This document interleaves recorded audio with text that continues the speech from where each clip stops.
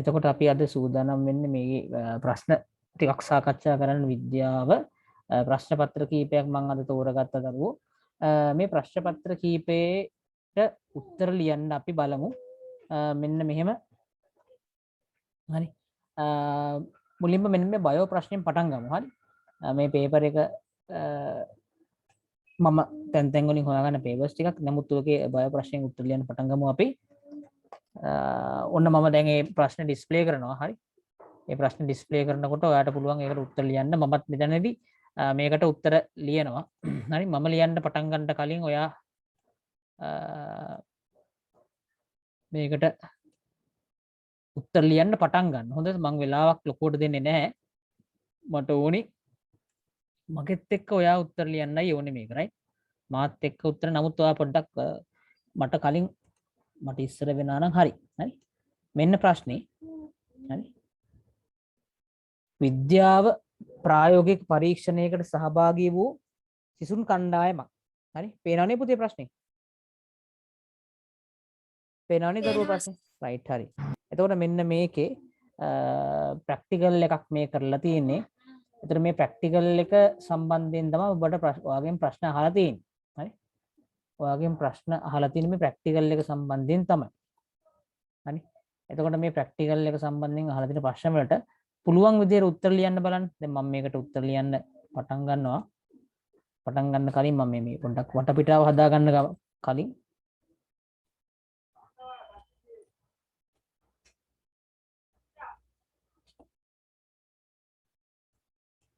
මම මේක මේ හදාගන්නේ වාට උත්තර ලියන්න සයිස් එක right අපි කීපවතාවක් සමහරට මේ පද්ධති ප්‍රශ්න කතා කරනකොටත් මේක කතා කරලා ඇති පද්ධති ප්‍රශ්න කතා කරනකොටත් මේක කතා කරලා ඇති මෙම කුමන ජීව ක්‍රියාවලිය ආදර්ශණයට ඉහත ඇටෝම සූදානම් කර තිබෙන්නේදයි ඔබ අනුමාන කරන්නේද කියලා අහනවා. මෙන්න මේක දිහා බලද්දී ඔබට පේනවා මේ බෝතලයක් අරගෙන බෝතලේ යටින් කපලා ඊට පස්සේ ඒකට මේ වගේ නේද බැලුන් දෙකක් දාලා මේ වගේ හදලා තියෙන view එකක්. ඉතින් මේක හරි ඔබට මේක දැක්ක ගමන් මතක් වෙන්න ඕන පෙනහැලු දෙක ශ්වාසනාලය ශ්වාසනාලික ඕව මතක් වෙන්න ඕනේ. ඒ කියන්නේ මේ මොකද්ද? මිනිසාගේ ශ්වසනය නේද? මිනිසාගේ ඇත්තනකොත් බාහිර ශ්වසනය. හරි? බාහිරින් කරන ශ්වසනය නේ. මොකක්ද අපේ උනේ හරි? මිනිසාගේ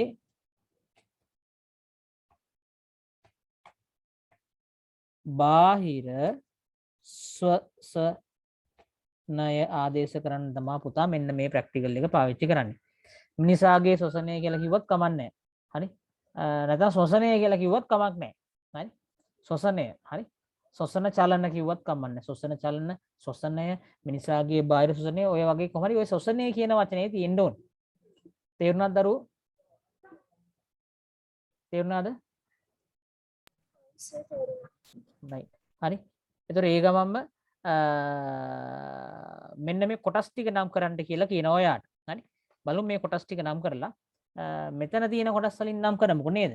මෙතන A කියලා කියන්නේ මේ සාමාන්‍යයෙන් මේ නේද නල. හරි? ප්ලාස්ටික් නලයක් ඔය තියෙන්නේ. හරි? බටයක් හොඳේ. ප්ලාස්ටික් නල. නලය නැත්තම් වයි නලය කියලා කිව්වත් කමක් නැහැ. ප්ලාස්ටික් කියන නේද? නැත්නම් අපි වයි නලය කියලා කියමුකෝ. හරි? වයි අකුරේ හැඩයට හදාගත්ත නලයක්. හරි? වයි නලය. වයි නලයක් තමයි වයි ආකාරයේ නලයක් තමයි ඔය මේ ඒ වලින් තියෙන්නේ. හොඳේ. ඊට පස්සේ B වලින් මොකද්ද තියෙන්නේ?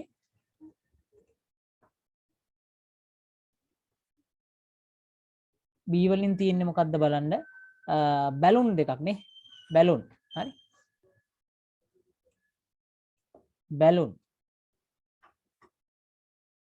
හරි? B වලින් තියෙන්නේ බැලුන්. හරි? Rubber balloon. රබර් කියලා දාමුකෝ අපි නේ. Rubber balloon. හරි? ඊළඟට C වලින් මොකද්ද තියෙන්නේ කියලා බලමු අපි. හරි? C වලින් මොකද්ද තියෙන්නේ? ඒකත් රබර් පටලයක් තමයි තියෙන්නේ. යටින් දාන්නේ රබර් පටලයක්. හරි? රබර් පටලයක් තමයි යටින් දාන්නේ දරුවනේ. හරි? රබර් පටලය තමයි යටින් දාන්නේ. ඔය C ආකාරයෙන් අපි දාන්නේ රබර් පටලයක් තමයි. පැහැදිලිද? හරි. මේ ඇටෝම දිහා බලලා අපි හිතන්න ඕන. right? මම මේ ප්‍රැක්ටිකල් එක මම හිතන්නේ පෙන්නුවත් එක්ක හරි වීඩියෝ එකක් පාවිච්චි කරලා ඔයාලට පෙන්නුවා right? අපි තව චුට්ටකින් එක බලමු. හරි. සීට අනුරූප දේහයේ පිහිරි ව්‍යුහය කුමක්ද කියලා අහනවා. මෙන්න මේ C කියන එකකට අනුරූප අපේ ඇඟේ තියෙන ව්‍යුහය මොකක්ද කියලා අහනවා. මෙතන තියෙන පුතේ මේ මහා ප්‍රාචීරය කියලා. අන්න ඒක තමයි උත්තරේ. මොකක්ද උත්තරේ? මහා ප්‍රාචීරය. හරි. මහා ප්‍රාචීරයේ තමයි මේකට එන්න ඕන උත්තරේ. හරි. ඔබට නැවත සැරයක් පුළුවන් රෙෆර් කරලා බලන්න පරණ මේ පද්ධති පාඩමේ හරි. මහා ප්‍රාචීරය. හරි. මහා ප්‍රාචීරය තමයි දරුවෝ මේකේ තියෙන C ගෙන් පෙන්නන ව්‍යුහය. right? ඊගාවට හරි. එම ව්‍යුහය පදනම් කරගෙන දේහය බෙදා වෙන් කරන ප්‍රධාන මේ ප්‍රදේශ දෙක ඔය මහා ප්‍රාචීරයෙන් උඩ කොටසට කියනවා පුතේ මේ උර කුහරය කියලා. හරි. උර කුහරය. හරි. උර කුහරය කියලා කියනවා. නැත්නම් උරස් කුහරය කියලාත් කියනවා. උර කුහරය එහෙම නැත්නම් උරස් කුහරය. හරි. උර එහෙම නැත්නම් උරස් කියන එක පාවිච්චි කරනවා. right? උර එහෙම නැත්නම් උරස්. හරි. එතකොට අනික් කොටසට අපි කියනවා උදර කුහරය කියලා. හරි. උදර කුහරය කියන්නේ බඩ තියෙන කුහරයනේ. උර කුහරය උදර කුහරය. ඔය විදිහට අපිට දේහයේ ප්‍රධාන කොටස් දෙකකට වෙන් කරලා ගන්න පුළුවන්. මෙන්න මේ විදිහට මේක බෙදවුවාම. හරි. ඊට පස්සේ ඔන්න ඔය කතන්දරේ තමයි මෙන්න මේ මුල් ටිකෙන් අහලා තියෙන්නේ. හරි. බලමු ඊළඟට මොනවද අහලා තියෙන්නේ කියලා මේ මිනිස් දේහේ මෙන්න මේ දෙක right. මේ ප්‍රශ්න දෙකක් ටක් ගාලා මම crop කරලා දාන්නම්.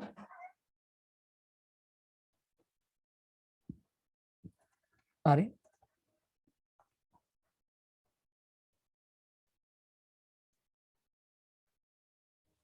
මේ ප්‍රශ්න දෙකත් මම crop කරලා දාන්නම්.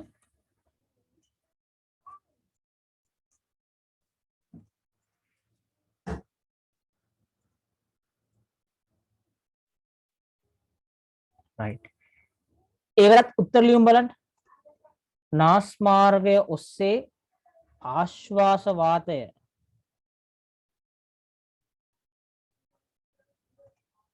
හරි පරිවහනයේදී ආශ්වාස වාතයේ සිදුවන ප්‍රධාන වෙනස්කම් ලියන්න කියලා. පුතේ අපි උස්ම ගන්නවනේ.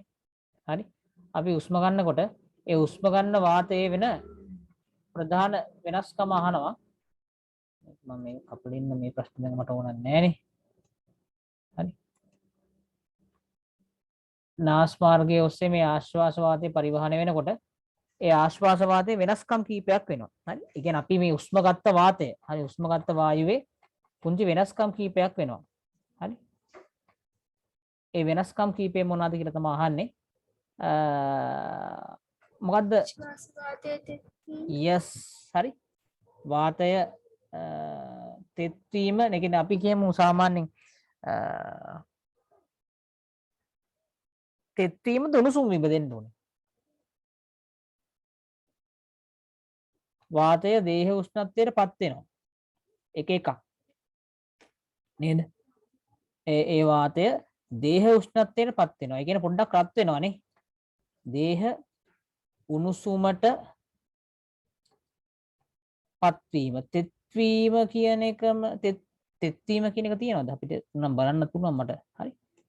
තෙත්වීම වල මට මතක මෙන්න මේ දේහ උෂ්ණත්වයට පත් වෙනවා කියන එක right. ඊළඟට මොකද්ද වෙන්නේ? දේහ උෂ්ණත්වයට පත් වෙනවා. ඒ වගේම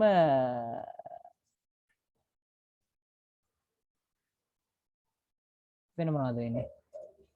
අපද්‍රව්‍යාංශ ඉවත් වීම. අන්න අපද්‍රව්‍ය ඉවත් වෙනවානේ. අපද්‍රව්‍යාංශ වගේ දේවල් ඉවත් වෙනවා right. අපද්‍රව්‍ය ඉවත් වීම. තෙත්වීමත් ඔව් තෙත්වීම ගන්නත් පුළුවන් right. තෙත්වීම ගන්නත් පුළුවන්. තෙත්වීමක් තියෙනවා right. තෙත්වීම දේහ උණුසුමටපත් වීම අපද්‍රව්‍ය ඉවත් වීම ඔය වගේ දෙකක් වෙනවා right. ඊට පස්සේ තව මේකට අපිට උත්තර තියෙනවා හොඳද? මම ඒකට අපි ඒකත් සාකච්ඡා කරමු එකවරම right ඒක ලේසිනේ හරි විය හැකි අනික් උත්තර ටිකත් මම ගන්නම්කෝ හරි හරි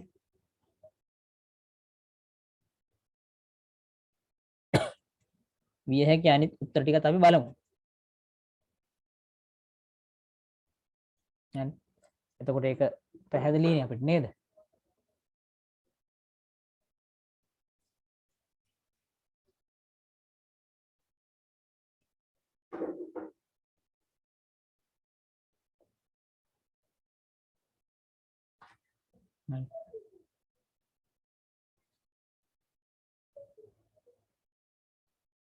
මේ ආහාර දින්න පද්ධතිය කොටස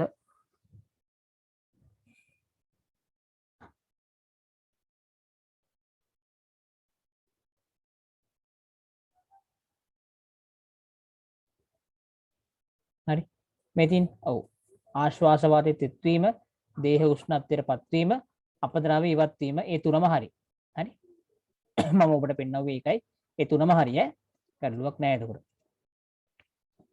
මිනිස් දේහ හරි මිනිස් දේහයේ ශ්වසන පෘෂ්ඨයේ ගර්තයයි හරි ශ්වසන පෘෂ්ඨයේ ගර්තයයි වායු හුවමාරුව කාර්යක්ෂම කිරීමට ගර්තයේ ඇති අනුවර්තන මේ ගර්තවල අනුවර්තන මොනවද කියලා අහනවා දෙකක් ලියන්න පුළුවන් නම් හොඳයි නේ එකක් තමයි මොකද්ද පෘෂ්ඨ වර්ගඵල තුනීවීම ඔව් බිත්තිය තුනීවීම මේකත් හොඳයි right බිත්තිය තුනීවීම නැත්නම් තුනී විත්ති සහිත වීම හරි බිත්තිය තුනීවීම තව එකක් විත්‍ය තෙත්ව පැවතීම ඔව් බිත්තිය තෙත්ව පැවතීම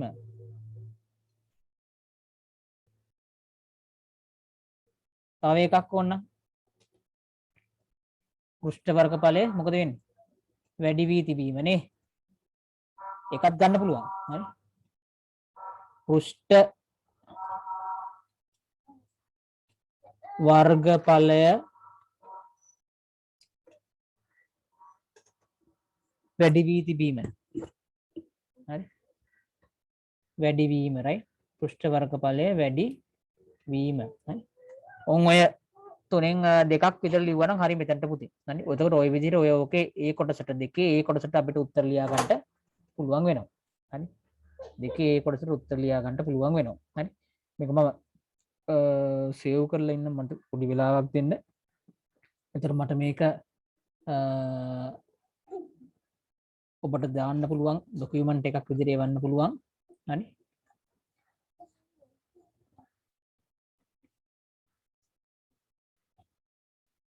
right ඊට පස්සේ හරි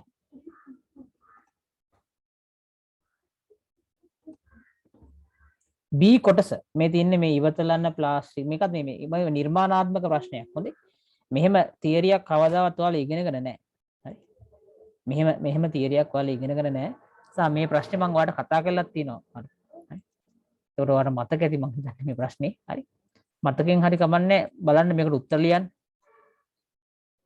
මේ ප්‍රශ්නෙට උත්තර ලියන්න බලන්න මම මේක හදා ගන්නකම්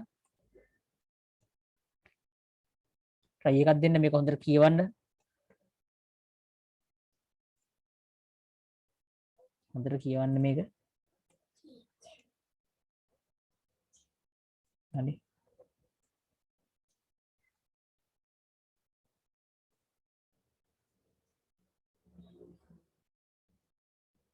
හරි ඉවතලන ප්ලාස්ටික් බෝතලයක් සහ තවත් ද්‍රව්‍ය කීපයක් යොදා ගනිමින් කාලීන මදුරු ප්‍රශ්නයට විසඳුමක් ලෙස පාසල් විද්‍යා ප්‍රදර්ශනයට ඉදිරිපත් කළ මදුරු උගුල නම් උපකරණයක දල සැලැස්මක් පහත දැක්වේ. මදුරු උගුලේ සාර්ථක බව සොයා ගැනීම බැලීමට දැන් මේක සාර්ථකද නැද්ද කියලා බලන්න සකස් කළ පාලක පරීක්ෂණයක ඇටෝමක්ද පසකින් දැක්වේ. A හා B ඇටෝම් දෙක පරිසරයේ දින කිහිපයක් ලැබුව විට ඒ ඇටෝමේ වැඩිපුර මැදුරුවන් මැරී සිටින දැකිය හැකිය. හරි දැකගත හැකි විය. හරි මදුරුව වැඩිපුර මැරලා හිටියේ ඒ ඇටෝමේලු. හරි එහෙම කියලා කියනවා right බලමු අපි මොකද්ද මේ කියන්නේ කියලා. ඒ ඇටෝමට මොනවද දාලා තියෙන්නේ සීනි ඊස්ටුයි එකට දාලා මිශ්‍ර කරලා right ඊට පස්සේ මේ බෝතලේම කපලා ඒ බෝතලේ අනිත් ඒ කපපු කෑල්ල අනිත් පැත්ත හරලා පුනීලයක් වගේ වෙන්න උඩින් දාලා හයි කරලා right එතකොට A හා B ඇටෝම් අතරින් පාලක පරීක්ෂණ ඇටෝම කුමක්ද පාලක පරීක්ෂණ ඇටෝම කියලා කියන්නේ පුතේ මේ අර අපි දැන් මෙතනදී සීනි හා ඊස් දාලා තියෙන්නේ ඒවල තමයි වැඩිපුර මధుරව මැරලා හිටියේ එතකොට ඒක තමයි පරීක්ෂණ ඇටෝම ඒක වෙනුවෙන් පාලකයක් හදනවනේ පාලකයට අපි ඊස්ට් වෙනුවට ජලය දාලා හදනවා අපි සලකා බලන සාධකය පමණක් වෙනස් කර අනිත් සාධක ඔක්කොම තිබ්බ විදිහම තියලා හදන පරීක්ෂණය ඇටෝමට තමයි පාලක පරීක්ෂණ කියලා කියන්නේ. ඒතර මොකද්ද උත්තරේ වෙන්න ඕන? B ඇටෝම තමයි එන්න ඕන මෙතනට right? B ඇටෝම තමයි පුතේ මෙතන පාලක පරීක්ෂණය right? මම මෙතන ඇටෝම කියලා දාන්නම්. හරි? ඇටෝම B ඇටෝම තමයි පාලක පරීක්ෂණය. හරි? B ඇටෝම තමයි මෙතන පාලක පරීක්ෂණය. මෙම පරීක්ෂණය ඇසුරින් ගොඩනැගිය හැකි කල්පිතයක් ලියන්න කියලා. කියන්නේ දැන් මේක පාවිච්චි කරලා මේකෙන් හදන්න පුළුවන් කල්පිතයක් මොකක්ද කියලා අහන්න. මොකද්ද මේකෙන් ගන්න පුළුවන් කල්පිතේ? මේ ඇටෝම් මේක පරීක්ෂණය පාවිච්චි කරලා අපිට එහෙනම් ගන්න පුළුවන් කල්පිතේ තමයි සීනි හා ඊස්ට් මිශ්‍ර සීනි සහ ඊස්ට් මිශ්‍රණයට මధుරවන් වැඩිපුර ආකර්ෂණය වේ. කල්පිතයක්. හරි. මధుරවන් වැඩිපුර ආකර්ෂණය. අපිට මේක දිහා බලද්දි ගන්න පුළුවන් කල්පිතයක්. ඒකෙන් අපි කල්පිතයක් ගොඩනගන ඒ කියන්නේ මේ සීනි හා ඊස්ට් මිශ්‍රණය මధుරු ප්‍රශ්නයට විසඳුමක් ලෙස යොදාගත හැක. හරි. කොහොම හරි ලියන්න පුළුවන් සීනි හා ඊස්ට් මිශ්‍රණය මధుරු ප්‍රශ්නයට ගැටලුවට යොදාගත හැක. හරි. මధుරු ගැටලුවට යොදාගත හැක. හරි. ඒක අපිට ගන්න බලන් කල්පිතයක්. තව ඕනනම් සීනි සහ ඊස්ට් මිශ්‍රණය මගින් මధుරවන් විනාශ වේ. නේ? හරි. සෑහෙන ප්‍රමාණයකින් මధుරවන් විනාශ වේ. එහෙම කල්පිතයක් ගන්නත් පුළුවන් අපිට ඕන. කල්පිතයක් කියලා කියන්නේ අපිට අපි මොකක් හරි හිතන දෙයක්. හරියන්නටත් පුළුවන් වරදින්නටත් පුළුවන්. හරි. මිශ්‍රණය මధుරවන්ට මధుරු මර්ධනයට යොදාගත හැක. ඔන්න මෙතන මර්ධනය කියලා දාලා වෙනස් කරන්න පුළුවන් ඕන. right? විවිධාකාරයට ලියන්න මధుරු මර්ධනයට යොදාගත හැක. අන් ඔය වගේ අපිට විවිධ කල්පිත මෙන්න මේක ඇසුරින් ලියන්න ඕන. හරි. මම හිතන්නේ පැහැදිලි වෙන්න ඇති ඒක. අපි ඊළඟට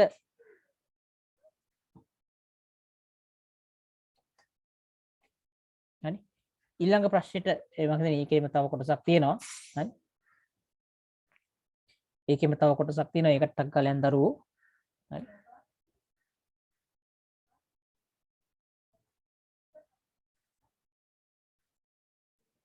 නිරීක්ෂණ හා ගැටලුවක් පදනම් කරගනිමින් කොළ සීන් එකක් තියෙන බලමු ඒකට අපි උත්තරයක් ලියන්න.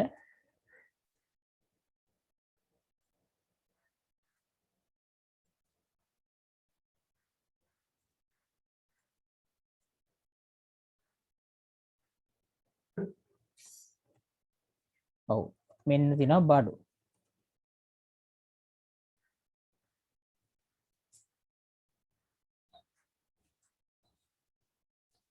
හරි. උත්තරේ ලියන්න අවශ්‍ය කරන උත්තර ලියන කොටුව ගන්න එපා උඩට. නිරීක්ෂණ හා ගැටලුවක් පදනම් කරගනිමින් කල්පිතයක් ගොඩනගා ගැටලුව වලට විසඳුම් සෙවීමේ ක්‍රමය මේ ක්‍රමයට කියන නම මොකක්ද කියලා අහනවා පුතේ. මේක 9 වසරේදී කලින් සිලබස් එකෙන් නම් උගන්වන්න තිබුණා. ඔයාලට දැන් 9 වසරේ තිබුණේ නැහැ. ඔයාලට නම් මේකට කියනවා පුතේ විද්‍යාත්මක ක්‍රමය කියලා. මේකට කියනවා පුතේ විද්‍යාත්මක ක්‍රමය කියලා කියනවා. හරි. මේකට කියනවා දරුවෝ විද්‍යාත්මක ක්‍රමය කියලා. මේ ක්‍රමයට මොකක්ද කියන්නේ විද්‍යාත්මක ක්‍රමය. හරි. ඉහත ක්‍රමවේදයේ කල්පිත ගොඩනැගීමෙන් පසු ඔබ යෙදෙන පියවර දෙකක් පිළිවෙලින් ලියන්න කියලා කියනවා. දැන් මේ කල්පිත ගොඩනගවුවට පස්සේ හරි මුලින්ම පුතා හරි කල්පිත ගොඩනගවුවාම හරි දැන් මේ මම කියන්නම්කො මේකේ පියවර ටික මොනවද කියලා. හරි මේකේ තියෙන පියවර තමයි මුලින්ම ගැටලුව හඳුනා ගන්න ඕනේ. මොකක් හරි ගැටලුවකට අපි මේ විසඳුමක් හොයන්නේ. හරි ගැටලුව හඳුනා ගැනීම.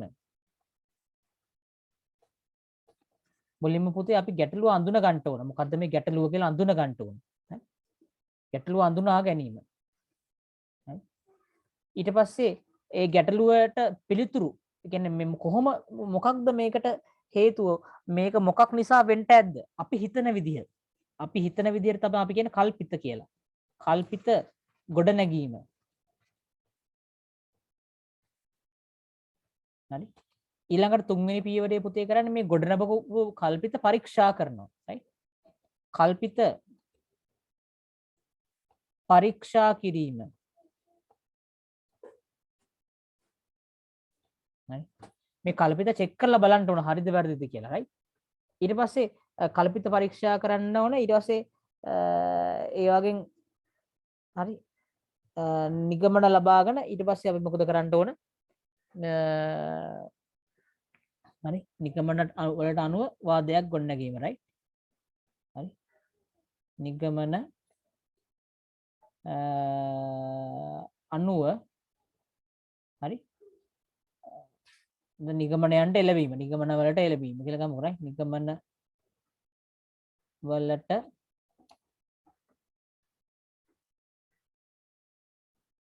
එළඹීම.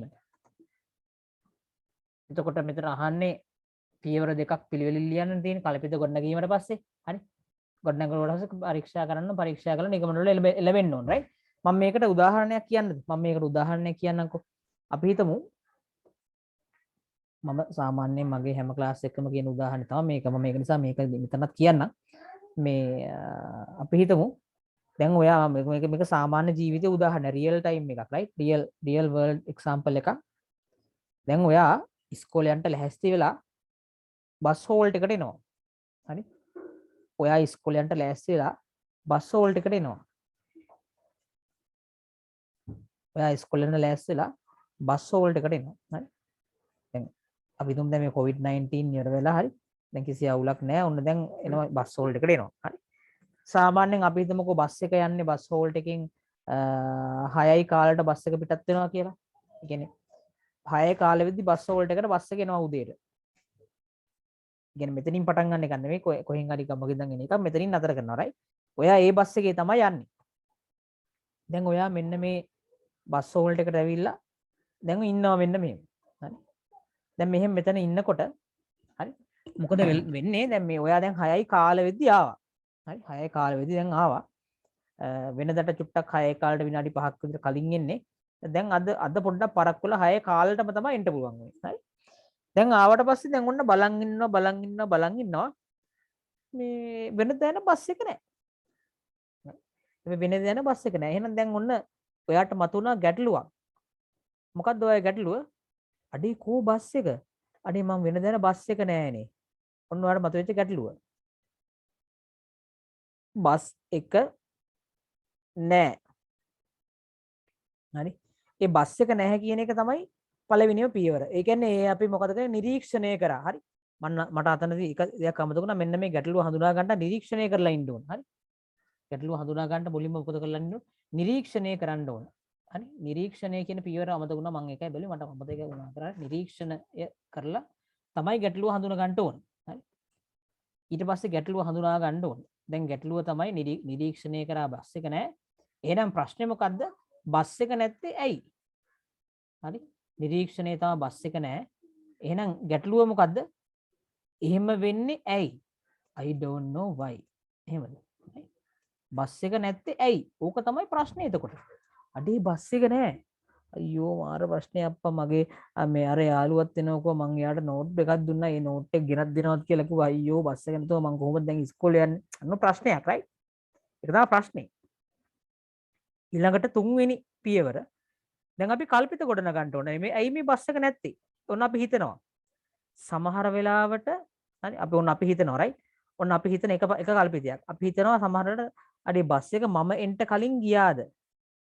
මම එන්ට කලින් ගියාද? මම එන්ට කලින් බස් එක ගියාවද්ද? හරි. ඔන්න මගේ පළවෙනි කල්පිතේ. මම එන්ට කලින් බස් එක ගියාවද්ද? යන්ට ඇති නැත්නම් යන්ට ඇති. මම එන්ට කලින් බස් එක යන්ට ඇති. එහෙම නැත්තම් හරි. අද බස් එක නෑ. අද කෙලින්ම අරහෙන් පිටත් වෙලාම නෑ බස් එක. හරි. අද බස් එක නෑ. හරි. අද බස් එක නෑ. අද බස් එක නැහැ කියලා අපිට හිතන්න පුළුවන් right? අද බස් එක නෑ. හරි. අද බස් එක නෑ. එකක් තමයි එතකොට අද බස් එක නැහැ කියන එක. තව කල්පිතයක් අපිට ගොඩ ගන්න පුළුවන් සමහරට බස් එක මගදී කැඩිලාද? හරි. බස් එක මගදී කැඩිලාද? බස් එක කැඩී ඇත නේ. බස් එක කැඩී ඇත. ඊළඟ කල්පිතය තමයි හරි තව ඕන තරම් කල්පිත හදන්න පුළුවන් කැමති නේද? දැන් ඔයාට ඕන නම් නේද? අඩේ බස් එක ඇවිල්ලා අපි හිතමුකෝ සුපර්මෑන් ඇවිල්ලා බස් එක ගෙනියලාද? හරි. විවිධාකාර කල්පිත හදන්න පුළුවන්. හරි. එතකොට තව ඕනනම් නේද? අපේ මගදී එන්න ගමන් පාර කඩාගෙන ගිහිල්ලාද බස් එක? නැත්තම් ට්‍රැෆික් එක නිසා පාර බ්ලොක් වෙලාද තව ඉස්සරහා? ඔය ආකාරයෙන් විවිධාකාර මෙන්න මේ ප්‍රශ්නේට මෙන්න මේක හේතු වෙන්න පුළුවන් කියලා අපි විවිධාකාර හේතු ගොඩනගනවා. පැහැදිලිද පුතේ මම මේ කිව්වේ එක? මං කිව්ව එක පැහැදිලිද පුතේ? right? විවිධාකාර හේතු ගොඩනගනවා right? ඊට පස්සේ අපි මොකද කරන්නේ? ඒ කල්පිත ඒ ගොඩනගපු හේතු හරි එකින් එක චෙක් කරනවා. අපි ඒකට කියනවා පුතේ කල්පිත පරීක්ෂාව කියලා. අපි ඒකට කියනවා පුතේ කල්පිත පරීක්ෂාව කියලා. අපි ඒවා දැන් චෙක් කරලා බලනවා. කොහොමද මේවා චෙක් කරන්නේ? ඔන්න බලමු අපි එක චෙක් කරන විදිය. අද බස් එක sorry බස් එක මං එන්ට කලින් ගියාද කියලා බලන්න මොකද කරන්නේ? අපි තුමු ඔය බස් වලට එක් ගාව පෙට්ටි කඩයක් දාගෙන ඉන්නවා පෙට්ටි කඩේ අංකල් කෙනෙක්. එහෙම නැත්නම් ස්වීප් විකුණන ආන්ටි කෙනෙක් ඉන්නවා. හරි. එහෙම නැත්නම් තැඹිලි විකුණන අයියා කෙනෙක් ඉන්නවා. හරි. ඔය කායෙන් හරි අහලා බලනවා. අනේ අයියා අනේ අර 6 කාලේ බස් එක ගියාද කියලා අහලා බලනවා. එහෙම නැත්නම් මේ ආන්ටිගෙන් අහලා බලනවා. ඒතර ඒ ආන්ටි දෙන උත්තරේ අපි තුමු ඒ ආන්ටි ඔව් පුතේ බස් එක ගියා නේ. අයියෝ ඔයා එන්ට ටිකකට කලින් ගියානේ කියලා කිව්වොත් ආයි අපි මේවා චෙක් අනිත් ඒවා චෙක් කරන්න ඕනද? එහෙනම් අපිට එතනදීම උත්තරේ හම්බුණා. අයියෝ එහෙනම් ඒක තමයි වෙලා තියෙන්නේ. හරි. එහෙනම් ඒක තමයි වෙලා තියෙන්නේ. හරි. ඒක එහෙම හරි කියලා මේක આવොත් මොන අපි තීරණය කරනවා. එහෙනම් කල්පිතය පරීක්ෂා කරලා කල්පිතය ඊට පස්සේ මොකද කරන්නේ? නිගමනයකට ලැබෙනවා. මොකද්ද නිගමනය? එහෙනම් මට මේ බස් එකේ යන්න වෙන්නේ නැහැ. 6යි කාලා මට එහෙනම් ඇත්තටම මිස් වෙලා. එහෙනම් මම දැන් මොකද කරන්න ඕන? මට යන්න ඕන නම් මම වෙන විකල්පයක් හොයන්න ඕන. එක්කෝ අම්මට කියලා නේද අම්මා හරි තාත්තා හරි කියලා වාහනයක් එකතු කරන් යන්න ඕන මොකක් හරි වෙන විකල්පයක් කරන්න ඕන right එතකොට ඒක එතනින් එයා ඔව් කිව්වොත් තමයි එහෙම අපි තුම එයා නෑ කිව්වා කියලා අනේ නෑ පුතේ තාම ආවේ නෑ බස් එක කියලා කිව්වොත් හරි තාම ආවේ නෑ බස් එක කියලා කිව්වොත් එහෙනම් මේක වැරදිනේ එන ඊළඟ එක චෙක් කරනවා අද බස් එක නැද්ද ඒක කොහොමද චෙක් කරන්නේ අපි තුමුකෝ මේ බස් එක තියෙන බස් එක නතර කරන්නේ බස් එකේ එන බස් හෝල්ට් එක තියෙන මේ බස් එකේ බස් ස්ටෑන්ඩ් එක තියෙනවනේ බස් ස්ටෑන්ඩ් එක හරියේ දැන් බස් ස්ටෑන්ඩ් එකේ වැඩ කරන කවුරු හරි ඉන්නවා අංකල් කෙනෙක් හරි එහෙම ඉන්නවා රයිට් එයාට කෝල් එකක් දීලා අහලා බලනවා එහෙම නැත්නම් ඒ බස් ස්ටෑන්ඩ් එක ගාව ගෙදරක තව ඥාතියෙක් ඉන්නවා නම් ඒ ඥාතියාගෙන් අහලා බලනවා අනේ ලොකු අම්මේ ආද මේ බස් එක ආවදනේ මම මේ බස් එක එනකම් බලන් ඉන්නවා තාම බස් එක නෑනේ එහෙම අහලා බලනවා එහෙම අහලා බලද්දි ඔව් පුතේ බස් එක නම් තිබ්බද ඔක බස් එක ඇවිල්ලා මග ඇත්තේ එහෙනම් කියලා කිව්වොත් එහෙම නම් අපි මොකද කරන්නේ එහෙනම් බස් එක ඇවිල්ලා තියෙන්නේ ඇවිල්ලා නම් එහෙනම් අපි ඊළඟ එකට යනවා අපි තුමු මෙතනින් කිව්වොත් එහෙම නෑනේ අද බස් එක ආවේ නෑනේ අද බස් එක තිබුණේ නෑ ස්ටෑන්ඩ් එක ගහලා එහෙනම් ට්‍රිප් එකක්වත් ගිහිල්ලා ඇතිනේ හරි ට්‍රිප් එකක්වත් බස් එක ගිහිල්ලා ඇති එහෙනම් එහෙමනම් එහෙනම් අපි නිගමනය කරනවා ට්‍රිප් එකක්වත් ගිහිල්ලා ඇති එහෙනම් බස් එක අද නෑ කියලා හැම නිගමනය කරනවා හරි එතකොට අර ඒ බස් එකත් ඇවිල්ලා නම් අපි ඊට පස්සේ ඊළඟ ස්ටෙප් එකට යනවා මොකක්ද ඊළඟ ස්ටෙප් එක බස් එක කැඩිලාද කියලා බලනවා කැඩිලාද කියලා බලා ගන්න නම් ඇත්තටම විදිහක් නැහැ තියෙනවා විදිහක් ඒ කියන්නේ මේ බස් එකේ අර ස්ටෑන්ඩ් එකේ ඉඳලා මේ බස් එකේ නැගලා එන එක්කෙනෙක් ඉන්නවා නම් අපිට එයාගෙන් අහන්න පුළුවන් කෝල් එකක් දීලා නේ හරි ස්ටෑන්ඩ් එකේ ඉඳන්ම නැගලා එනවා නම් කවුරු එක්කෙනෙක් අපිට එයාගෙන් අනේ මේ ඔයා බස් එකේ තින්නේ යන්නේ අනේ මේ අක්කේ බස් එක කොහෙද ඉන්නේ මම ඇවිල්ලා ඉන්නවා තාම බස් එක නෑනේ මෙතන මං එකයි බැලුවේ කෝල් එකක් දීලා කියලා නේ අහලා බලනවා. ඔයා ආදී විශේෂ විදිහට මෙන්න මේ කල්පිත එකින් එක මොකද කරන්න පුතේ? චෙක් කරලා බලන්න ඕනේ. කල්පිත පරීක්ෂා කරන්න ඕනේ. කල්පිත පරීක්ෂා කළා මොකද කරන්න ඕන? නිගමනයකට එළඹෙන්න ඕන. නිගමනයකට එළඹෙන්න ඕන. මං කීව දේ පැහැදිලිද දරුවෝ? ඔව් මං සර්. කීව පැහැදිලි නේ රයිට් ගැටලුවක් නැහැ. එහෙනම් අපි එහෙනම් කල්පිත ගොඩනැගීමෙන් පසු යෙදෙන පියවර දෙකක් පිළිවෙලින් ලියන්න. කල්පිත ගොඩනගාවට පස්සේ ඒ කල්පිත මොකද කරන්න ඕන? කල්පිත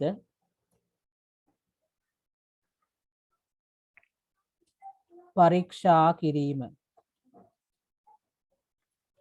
හරි. කල්පිත පරීක්ෂා කරන්න ඕන. ඊට පස්සේ ඊළඟ පියවරම තමයි මොකද්ද පුතේ?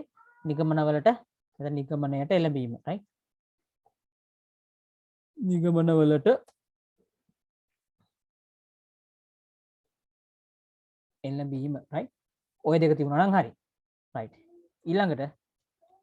ඊළඟ සෙෂන් එක ඉහත ඇටෝමේ යොදාගත් ඊස්ට් අයත් රාජධානිය කුමක්ද කියලා අහනවා.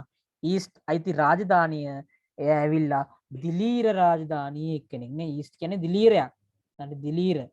එහෙම නැත්නම් ඔයාලට මේක ලියන්න බලන්න ෆන් ගායි කියලා. හරි. ෆයන්න හොයපන්කො දැන් මේකේ හරි. කොයි මේකේ ෆයන්න? right. ෆන් ගායි. හරි. නැත්නම් ෆන්ගි කියලා කියන්නත් පුළුවන් right. ෆන්ගි රාජධානිය කියලා කියන්න පුළුවන්. හරි. රාජධානිය. හරි. ඊගාවට ඉහත ඒහි සොසන ක්‍රියාවලියට අදාළ වචන සමීකරණය ලියන්න. ඒහි සොසන ක්‍රියාවලියට අදාළ. හරි. ඒහි සොසන ක්‍රියාවලියට අදාළ. මොකද්ද ඔය ඒගේ සොසනය කියලා කියන්නේ කියලා පොඩ්ඩක් බලමු.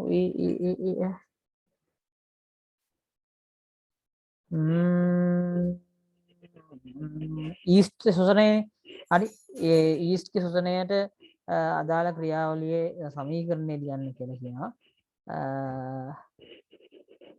ඊස්ට් සීනිත් එක්ක මේ සීනි තියදී ශෝෂණය කරන එකනේ කරන්නේ. හරි. සීනි තියෙනකොට ඊස්ට් ශෝෂණය කරනවා. හරි. ඒ කියන්නේ ශෝෂණයේ සමීකරණය ලියන්න කියලා කියන්නේ අපි බලමු ඒක ලියන විදිහ. C6යි H12යි O6 හරි. C6යි H12යි O6 මේක ශෝෂණයට ඔක්සිජන් එපාය. හරි. ඔක්සිජන් ඕනි. හරි. මේකට O2 ඕනි. O2 ඕනි. ඊට පස්සේ O2 තාවට පස්සේ මේ දෙක එකතු වෙලා මේක බිඳ වැටෙනවා කාබන් ඩයොක්සයිඩ් බවට. හරි. කාබන් ඩයොක්සයිඩ් බවට පත් වෙනවා. හරි. CO2 හැදෙනවා කියන්නේ ඊට අමතරව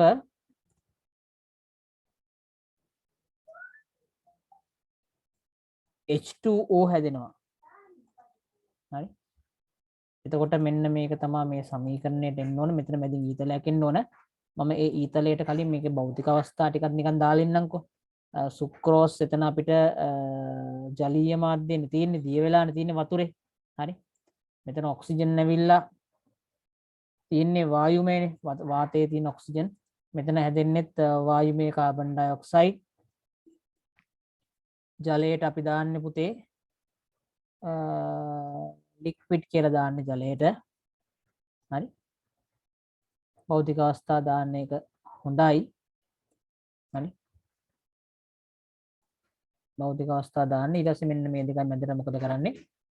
මේ ඊතලේ දාන්න තව එක අඩුපාඩුවක් තියෙනවා මේකේ. දැන් ශෝෂණය කරන්නේ ශක්තිය නිපදවා ගන්නටනේ. එහෙනම් මෙන්න මෙතනින් අපි ශක්තිය කියලාත් අගට දාමු. හරි. ඒක තමයි ඒතකොට තමයි පර්ෆෙක්ට් වෙන්නේ right. ශක්තිය නැත්නම් ATP කියලා දැම්මට කමක් නැහැ.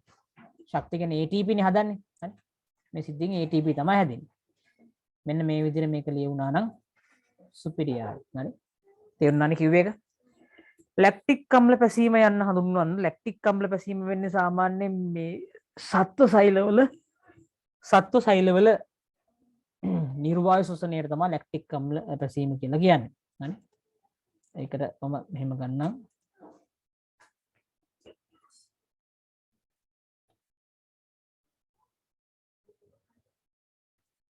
සත්ව සෛලවල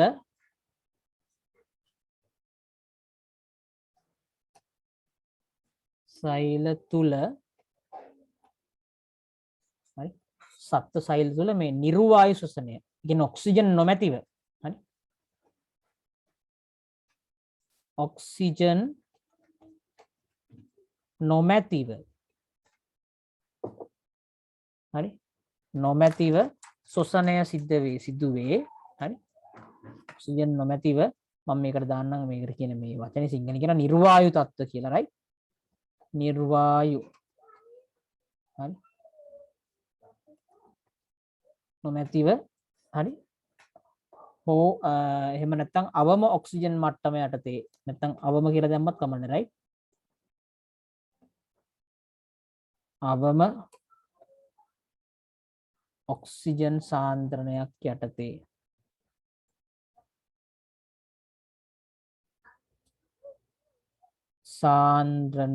යටතේ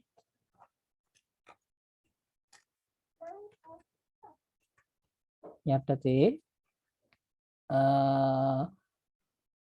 හරි ශ්වසනය සිදුවේ හරි ශ්වසනය සිදුවේ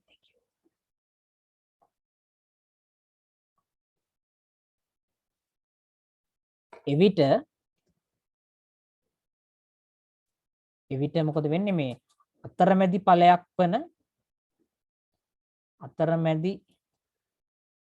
ඵලයක් වන ලැක්ටික් අම්ලය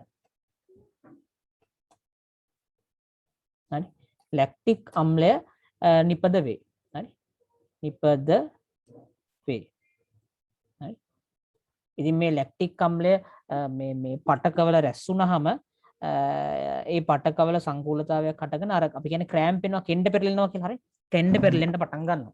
එතකොට මේ සත්ත්ව සෛලවල තමයි මේක වෙන්නේ. ඔක්සිජන් නැතුව හෝ ඔක්සිජන් අවම තත්ත්වයක් යටතේ තියෙනකොට හරි ශ්වසනය වෙන්න එපා හරි.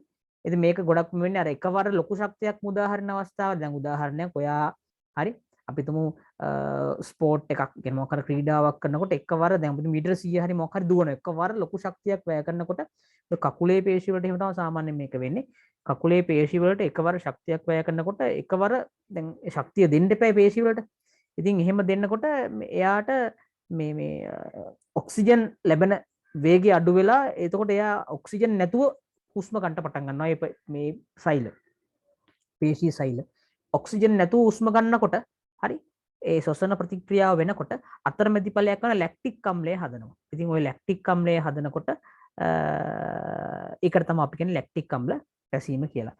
තේරුණා නේද පුතේ? තේරුණානේ පුතේනේ? හරි.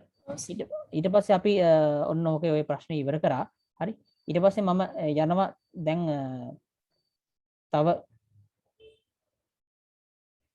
මෙන්න මේකේ මේ ප්‍රශ්නෙට යන්නත් පුළුවන් අපිට.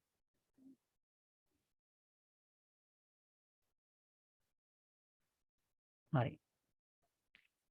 මෙන්න මේ තුන්වෙනි ප්‍රශ්නෙටත් අපි ඔහොමම යන්. මේ තුන්වෙනි ව්‍යුහගතයකටත් අපි ඔහොමම යන්. හරි. හරි. හරි. තුන්වෙනි ව්‍යුහගතයකටත් අපි ඔහොමම යන්. මම කරන්න කලින් පුළුවන් විදිහට මේක නියම් බලලා කරන්න. හරි.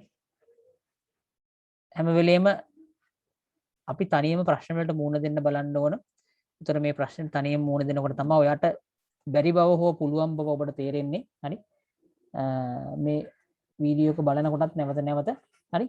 ඒ ප්‍රශ්නය පොඩ්ඩක් ස්ක්‍රීන් එකේ දාලා එතන ස්ටොප් පවුස් කරලා මේ ප්‍රශ්නේ කරලම මේ උත්තරේ බලන්න. හරි.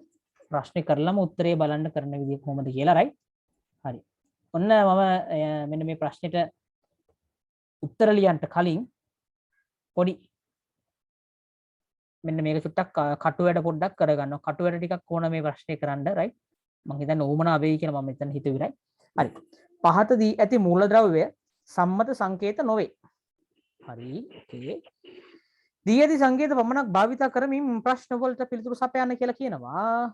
මූලද්‍රව්‍ය x p q r s t කියලා තියෙනවා ටිකක්. right? ශක්ති මට්ටම් ගාන 2යි.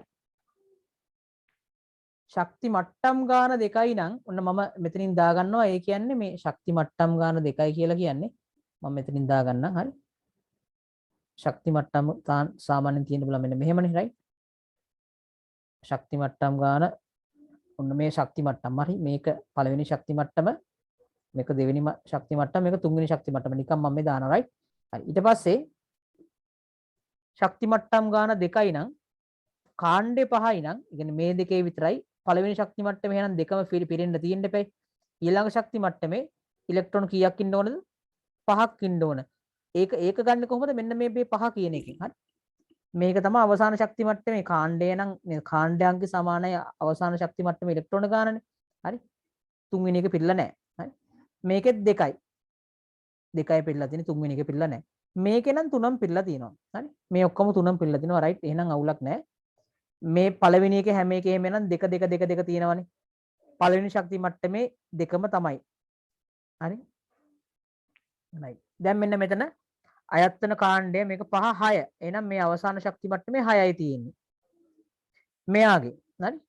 අවසාන ශක්ති මට්ටමේ 1යි තියෙන්නේ. අවසාන එක මොකද? තුන්වෙනි එක. මොකද ශක්ති මට්ටම් 3ක් තියෙනවානේ. ඒ කියන්නේ මෙන්න මෙතන මේ ශක්ති මට්ටම් ගාන 3ක් නිසා තමයි මම හිස්තැන් 3ක් තිබ්බේ. හිස්තැන් 3ෙන් එතකොට අවසානම ශක්ති මට්ටමේ තමයි සංයුතිතා කවචය කියලා කියන්නේ. එයාගේ ඉලෙක්ට්‍රෝන 1යි තියෙන්නේ. මෙයාගේ ඉලෙක්ට්‍රෝන 5 6 7යි. හරි. මෙයාගේ ඉලෙක්ට්‍රෝන ගාන නැවතත් කීයද? 6යි. මෙයාගේ ඉලෙක්ට්‍රෝන ගාන කීයද පුතේ? 8යි. එතකොට මේ මැද එක හිස්ද? නෑ ඒක තියෙන්න එපා. මෙතන 2යි නම් මෙතන 1යි නම් මෙතන අනිවාර්යෙන් මේක පිරෙලා තියෙන්න ඕනේ. මේක ෆුල් වෙලා තියෙන කම්ප්ලීට් වෙලා තියෙන්න ඕන. කම්ප්ලීට් වෙලා තියෙන්න ඕන අනිවාර්යෙන් මේ මැද එක. මම මේ කරපු එක තේරුණා නේද පුතේ? හරි. මේ අවසාන ශක්ති මට්ටම හොයාගන්න පුළුවන් අපිට. හරි. අවසාන ශක්ති මට්ටමේ ඉලෙක්ට්‍රෝන ගාන හොයාගන්න පාවිච්චි කරන්නේ එයාගේ මොකද්ද? කාණ්ඩ අංකය. හරි. මේ කාණ්ඩ අංකයෙන් තමයි ඔක හොයාගන්නේ. හරි. ශක්ති මට්ටම් ගාන හොයාගන්නේ මේ. දැන් මෙතන 1යි 2යි 3යි කියලා මම දාලා මෙයාගේ 2යි විතරයි තියෙන්නේ. මෙයාගේ 2යි මෙයාගේ 3ක් තියෙනවා කියලා අපි හොයාගත්තේ මෙන්න මේ ඉලක්කමෙන්. හොඳේ. හරි. දැන් අපිට ඕන නම් මෙයාගේ පරමාණු ක්‍රමාංකයත් ලියලා දැක. එනගේ මෙයාගේ ඉලෙක්ට්‍රෝන ගාන. මෙයාගේ 2යි 5යි. එහෙනම් මෙයාගේ ඉලෙක්ට්‍රෝන ගාන 7යි. මෙයා 7 වෙනියට ඉන්න එක්කනා. මෙයා 2යි 6යි. ඒ කියන්නේ මෙයා 8 වෙනියට ඉන්න එක්කනා. මෙයා 2යි 8යි 1යි 10යි 11 වෙනියට ඉන්න එක්කනා මෙයා. හරි. මෙයා 17 වෙනියට ඉන්න එක්කනා. මේ එන්නෝ දැන් මෙයාලගේ නම් ටිකත් අපිට හොයාගත්තේ කියන්න right. 2යි 8යි 6යි කියන 16 වෙනියට ඉන්න එක්කනා.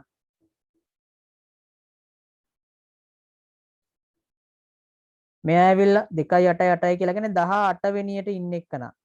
හරි. දැන් ඕනනම් එයාලගේ නම් ටිකත් මම ලියන්නම්කෝ. හරි. 7 වෙනියට ඉන්න මූලද්‍රව්‍ය මොකද්ද පුතේ? ටක් ගාලා මතක් කරන්න බලන්න. Hydrogen, helium, lithium, beryllium, boron, carbon, nitrogen. ඔව් 7 වෙනියා කවුද? නයිට්‍රජන්. 8 වෙනියා කවුද? ඔක්සිජන්. හරි. 11 වෙනියා කවුද? ගණන් කරන් යද්දී ඔයාට අහුවේ සෝඩියම් කියලා. හයිඩ්‍රජන්, හීලියම්, සෝඩියම් නේ. 17 වෙනියා කවුද පුතේ? ක්ලෝරින් නේ. 16 වෙනියා කවුද පුතේ?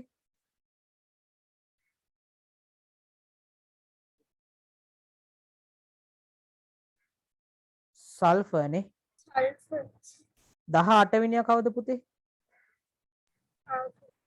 ආගන්. ඕන් ඔය වගේ අපිට එයාලගේ නම් ටිකත් මෙහෙම හොයාගත්ත හැකි.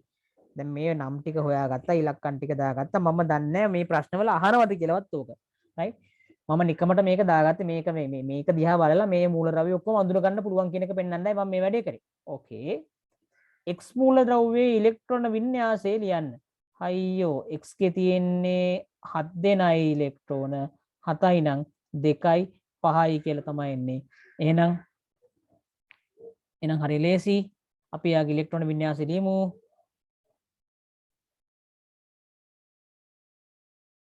හරි.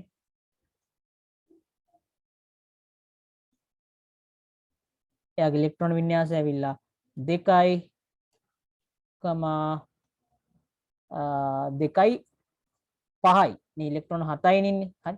7යි නම් 2යි 5යි කියලා තමයි එන්නේ. පැහැදිලිද ඒක ලියපු විදිය? අවුලක් නැහැ නේ ඒක නේද? 2යි 5යි කියලා එන්නේ. හරි. එතකොට ඊගාව එක Q හා S එකතු වෙලා හදන සංයෝගයේ නිවැරදි සූත්‍රය අහනවා. Q හා S එකතු වෙලා හදන සූත්‍රය. ඒ කියන්නේ මේ Q සහ S. හරි. මෙයයි. ඒකට අපිට එයාලගේ සංයුජිතාව ඕන වෙනවා. සංයුජිතාවය අපි හොයාගන්නේ එයාගේ පළවෙනි මේ කාණ්ඩාංකයෙන් නේද? කාණ්ඩාංක 1යි නම් මෙයාගේ සංයුජිතාවය Q ගේ 1යි. S ගේ කාණ්ඩාංකය 6යිනේ. 6යි නම් කොහොමද සංයුජිතාවය හොයාගන්නේ? 6යි නම් අපි සංයුජිතාවය 6යිද නැහැ.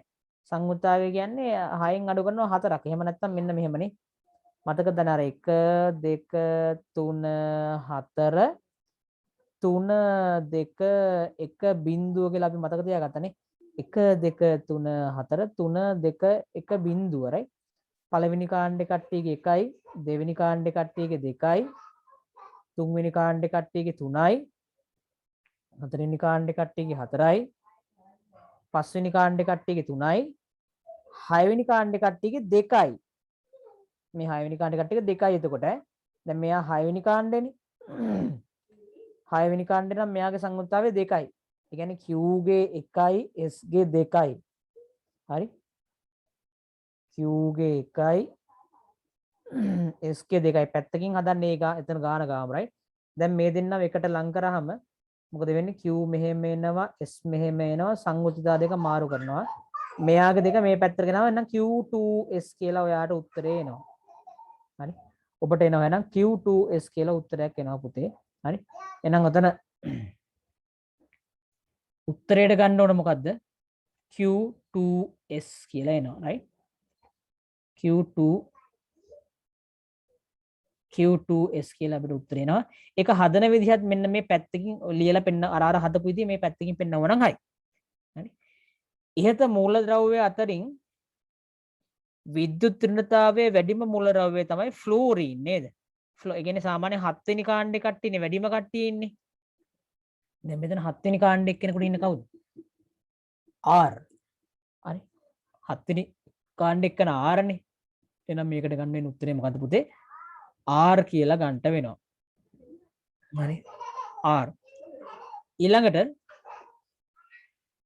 හයිඩ්‍රජන් වායුවත් එක්ක විශේෂ තත්ත්වයටදී ප්‍රතික්‍රියා කරලා NH3 වායුව හැදෙන්න. ඉතින් ඒක ඒ NH3 කියන එකේ H තියෙනවා. අනික් එක මොකද එන්නේ ඕනි. හරි. ඒ N තමයි එහෙනම් මූලද්‍රව්‍ය. හරි. NH3 වායුව හදන්න පාවිච්චි කරන මූලද්‍රව්‍ය තමයි මොකද්ද? N මූලද්‍රව්‍ය නයිට්‍රජන්. හරි.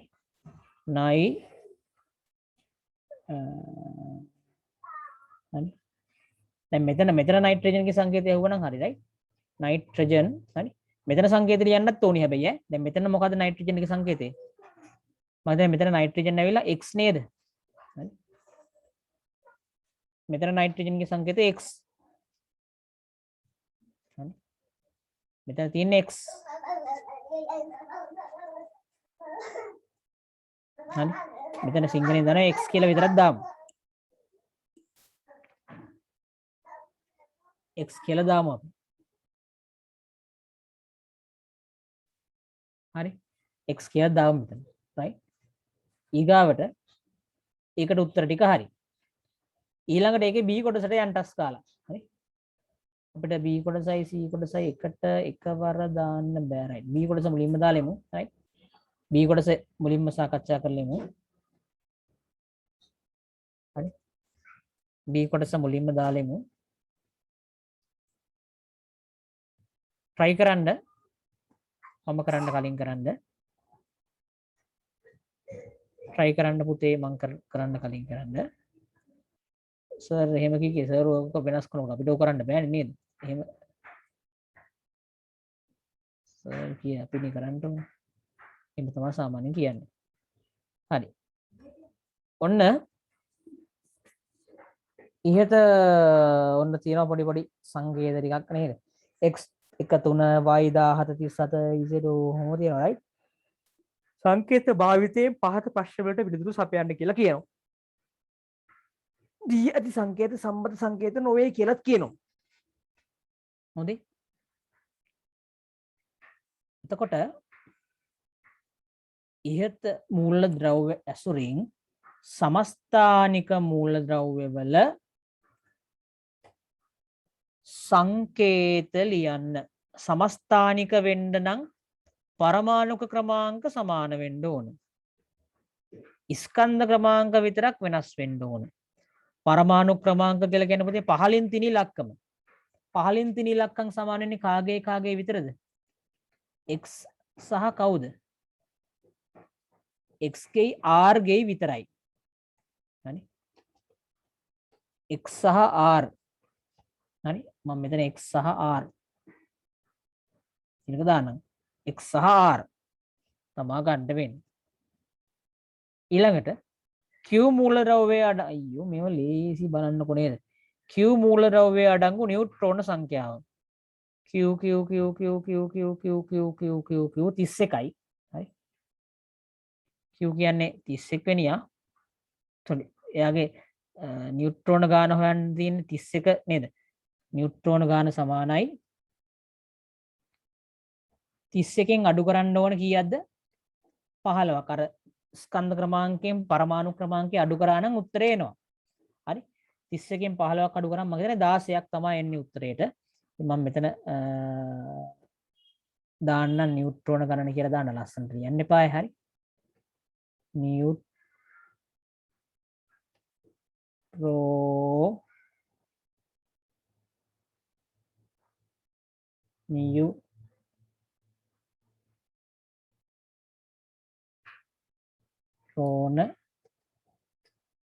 ගණන කියලා දාන්න.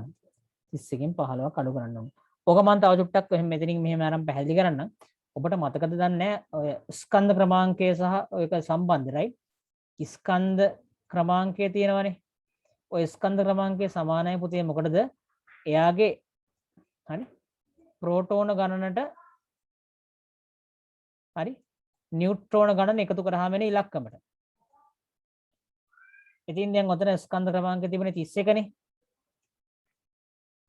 ප්‍රෝටෝන ගාන තිබුණේ 15නේ. එහෙනම් නියුට්‍රෝන ගාන තමයි දන්නේ නැත්තේ. එහෙනම් මෙයාව හොයන්න මේ 15 මේ පැත්තට ගෙනියන්න ඕනේ. මේ 15 මෙහාට ගෙනියනකොට මොකද වෙන්නේ? හරි. මේ 15 ධන 15 ඍණ 15 වෙනවා. එහෙනම් 31කින් 15ක් අඩු කරාම තමයි නියුට්‍රෝන ගාන එන්නේ. මං හිතනවා මං කියූප් එක පැහැදිලි ඇති කියලා පුතේ ඔයාට. ওই විදිහට තමයි ඒ 31කින් 15 අඩු කරලා උත්තරේ ගත්තේ. හරි. මට ඕනනම් මේක තව පල්ලෙහා පේලි දෙකකට දාලා ලියන්න පුළුවන්.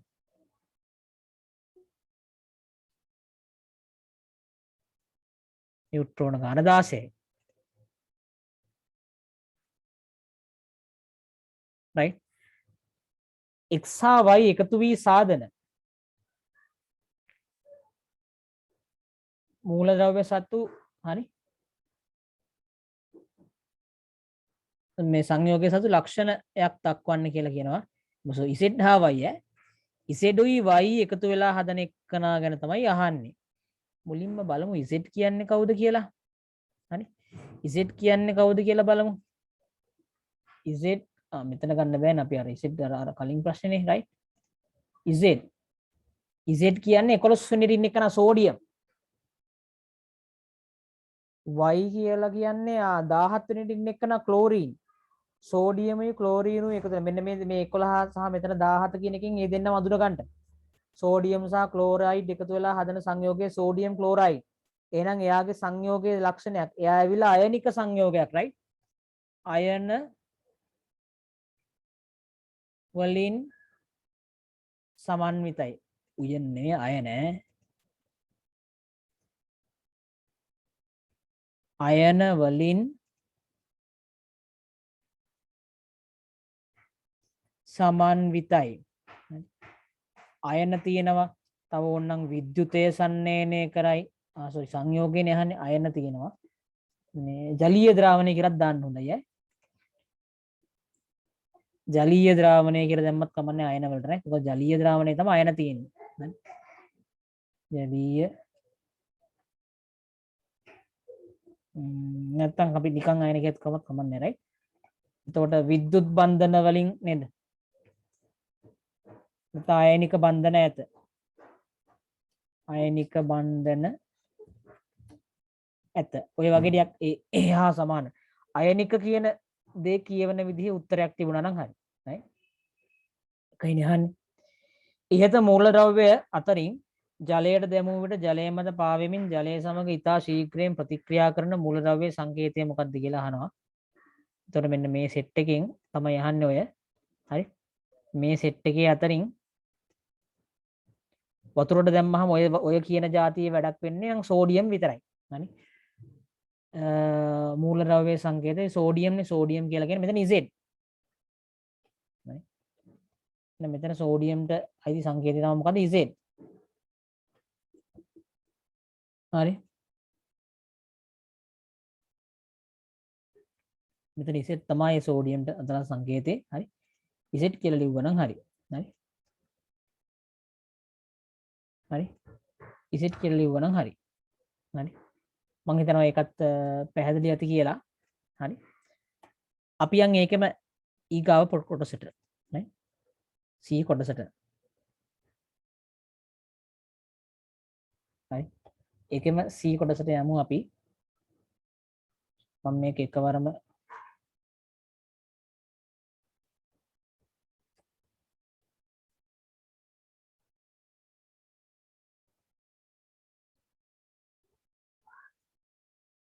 මෙන්න තියෙනවා මෙන්න මෙහෙම.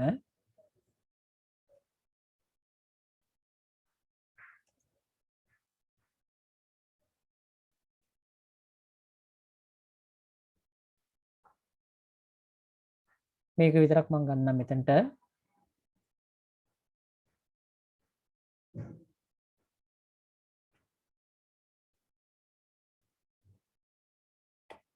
හරි.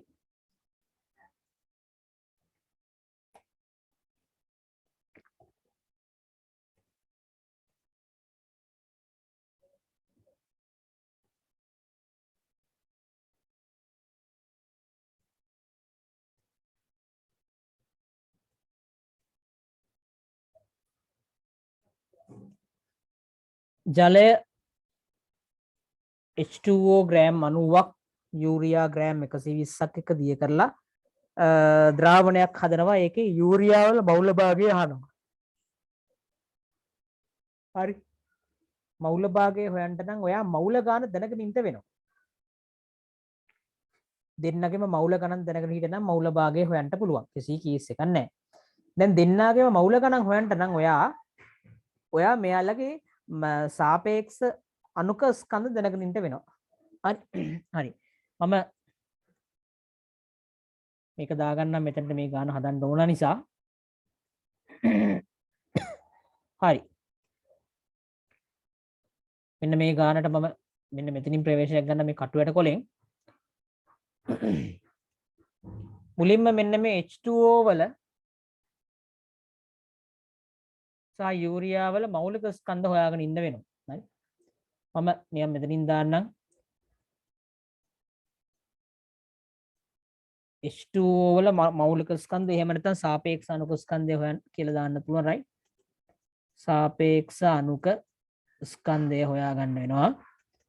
H වල 1යි 1 වරක් 2 2යි O වල 16යි 2යි 16යි එකතු කරාම කීයද 18යි.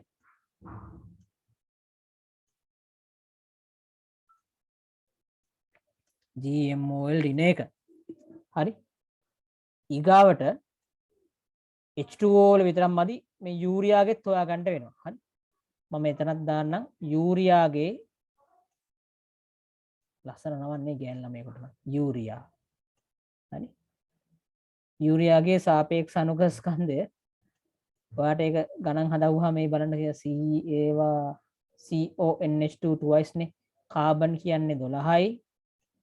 O කියන්නේ 16යි. N ඒවා දෙකක් කියලා කියන්නේ 14ක් 28යි. අර එළි දෙකින් වැඩි කරලා. H ඒවා දෙවරක් දෙක 4යි. කියන්නේ එතන 4යි. දැන් මේ ටික එකතු කරාම 12යි 16යි 28යි 28යි 28යි 28යි 56 56 4යි 60ක් එයි මෙතන වලට. 60ක් එයි. එතකොට එතනදී ඒකෙන්ම මෞලික ස්කන්ධයට මොකද කරන්න තියෙන්නේ? මෞලික GM මෝල් ඍණය කියලා දාන්න තියෙන්නේ. මේ ඇවිල්ලා මෞලික ස්කන්ධය. එතකොට හෙව්වේ ඈ. right. දැන් එනවා ඕකෙන් අපිට පුළුවන් H2O මෞල ගාන හොයාගන්න. H2O මෞල ගාන හොයන්නේ simple n බෙදීම simple m බෙදීම capital M කියන සූත්‍රයෙන්. දැන් simple m ජලය ස්කන්ධය කීයද? ග්‍රෑම් 90යි. ග්‍රෑම් 90යි. එතකොට ජලයේ මෞලික ස්කන්ධය අපි හෙව්වා දැන් කීයක් ආවද අපිට? 18යි. GM මෝල් ඍණයක කියලා ආවා. දැන් මෙන්න මේක සුළු කරාම ඔබට ඒ විදරුවනේ මේ G ට G කැපෙනවා. හරි. 90ට 18 ඒවා 5ක් එනවා. 5යි මවුල mol ඍණයක උඩටදී mol වෙනවා. හොඳේ. දැන් එතකොට පුතා මෙන්න මෙතන මෙයාගෙත් ඔය සිද්ධියම තමයි යූරියා වල මවුල ගාන හොයන්න යන්නේ. යූරියා මවුල ගාන අර සමීකරණයම යූරියා ස්කන්ධය කොච්චරද? ග්‍රෑම් 120ක් තියෙනවා. ඒ ග්‍රෑම් 120 බෙදනවා කීයෙන්ද? 60න්. මගෙත් එක්කම හදන්න පුතේ ගාන. හරි. දැන් එතනත් අර විදිහටම මම දැන් ඔන්න ග්‍රෑම්ට ග්‍රෑම් කපලා දානවා. 120 60න් බෙදනම කීය දෙන්නේ? 2යි මවුල කියලා එනවා. ඔන්න දරුවෝ දැන් ඔන්න මේකේ මවුල ගාන 2යි අරගේ මවුල ගාන 5යි. දැන් ඔන්න ඔය දැන් ඔයා හිතයි අයියෝ දෙයියනේ ද උච්චර හදන්න බෑනේ සර්. ඒක තමයි මේ වගේ රූල් දෙකක් දුන්නාම ඔයා ඉඩ මැනේජ් කරගන්න. ඒ කියන්නේ ඉඩ කළමනාකරණය කරන සාමාන්‍ය මෙන්න මේ හරියේ ඔය ටික ඔක්කොම ටික හදලා දාන්න ඕනේ මේ හරිය. අවසාන උත්තරේ මෙතන හදන්න ඕනේ. එහෙනම් ඔන්න අපි මොකද? යූරියා වල මවුල භාගය හොයන්නේ යූරියා වල මවුල ගාන බෙදනවා. යූරියා මවුල ගාන කියලා 2යි මුළු මවුල ගානේ. දැන් මේ 2යි 5යි දෙකම එකතු කරාම මේ මිශ්‍රණයම තියෙන මේ 2යි 5 එකතු වුණා 7යිනේ. එහෙනම් 7න් 2යි කියලා උත්තරයක් එනවා. පැහැදිලිද පුතේ මම මේ කිව්ව කාරණේ? මවුල භාගය හදන්නේ ඒ අදාළ එකේ මවුල ගාන මුළු මවුල ගානෙන් බෙදනවා. හරි. ඒතර අදාළ යූරියා නම් යූරියා වල මවුල ගාන 2යි මුළු මවුල ගාන 7යි. ජලයේ මවුල භාගය හොයන්න කිව්වොත් එහෙම 5 බෙදීම 7යි. හරි. 5 බෙදීම 7. දැන් මෙතන අහන්නේ යූරියා වල මවුල භාගය හොයන්න. එහෙනම් යූරියා වල මවුල ගාන මුළු මවුල ගානෙන් බෙදෙන එක තමයි කරන්නේ. ඒකත් උන්න මම කියන්නම්. යූරියා වල මවුල භාගය සමානයි යූරියා මවුල ගණන බෙදනවා මොකෙන්ද? මුළු මවුල ගණනේ. යූරියා මවුල ගාන අපි දන්නවා මවුල 2යි. ඒ කියන්නේ mol කියලාම දාන්න. මුළු මවුල ගාන හොයන්නේ කොහොමද? මේ දෙකට අර පහ මොකද කරන්නේ? දෙකට පහ එකතු කරාම එන ගාන. එතනත් මවුල වලින් එන්නේ. එතකොට 2 බෙදීම 7යි කියලා උත්තරින්න මවුලට මවුල කැපිලා යනවා. ඔන්න තව පාරක් එක පැහැදිලි කරා. හොඳේ. රයිට්. එතකොට එහෙම තමයි ඒකට ඒ උත්තරේ එන්නේ. ඊට පස්සේ ඊළඟ එකකින් අහනවා ප්‍රාමාණික ද්‍රාවණයක් පිළියෙල කිරීමේදී විද්‍යාගාරයේ පාවිච්චි කරන්න ඕන උපකරණ දෙකක් ලියන්න කියලා කියනවා. ප්‍රාමාණික ද්‍රාවණයක් හදනකොට විද්‍යාගාරයේ පාවිච්චි කරන උපකරණ දෙකක් අපිට අනිවාර්යයෙන්ම තුලාවක් ඕනේ. අනිවාර්යෙන් ස්කන්ධ වෙනගන්න එපානේ. තුලාවකම රසායනික තුලාවක් හෝ සංඛ්‍යාංක තුලාවක් වගේ දෙයක් ඕනේ. තව අපිට පරිමාමිතික ප්ලාස්කු ඕනේ. පරිමාමිතික ප්ලාස්කුවක් ඕනේ. ප්ලාස්කු ඕනේ. තව අපිට පුනීලයක් ඕනේ. තව අපිට නේද? පුනීලයක් ඕනේ. ආය දෙවුම් බෝතලයක් ඕනේ. හරි. ඔය හතරෙන් දෙකක් ලියන්න. හරි. දුබල අම්ලයක හා ප්‍රබල අම්ලයක අතර වෙනස කුමක්ද කියලා අහනවා. දුබල අම්ලයකදී භාගිකව අයනීකරණය වීමක් වෙන්නේ. ප්‍රබල අම්ලයකදී සම්පූර්ණයෙන් පූර්ණ වශයෙන් අයනීකරණය වෙලා H+ උදාහරණයක තමයි වෙන්නේ. හරි. මම මෙතන මෙහෙම ලියන්නම්. භාගිකව අයනීකරණය වී H+ මුදා හරින්නේ දුබල අම්ලයි. ප්‍රබල අම්ලවල පූර්ණ වශයෙන් අයනීකරණය වී H+ අයන මුදා හරි. එතකොට දුබලවල භාගිකව අයනීකරණය වෙනවා, ප්‍රබලවල සම්පූර්ණයෙන් අයනීකරණය වෙනවා. ඕන් ওই කාරණා දෙක තමයි ඔබ ලියන්න ඕනේ. එතකොට මම මෙන්න මේකම සම්පූර්ණයෙන් හරි. ඔව්. මම මෙන්න මේකම සම්පූර්ණයෙන් කොපි කරලා දාන්නම්. මේ මට මේ ගාන හදන්න අමාරුයි වර්ඩ් එකේ. හරි. හරි. ගාන හදන්න අමාරුයි වර්ඩ් එකේ. හරි. ඒක නිසා මම අර අතර පේන්ට් එකේ හදපු ගානම මෙතනට දානවා.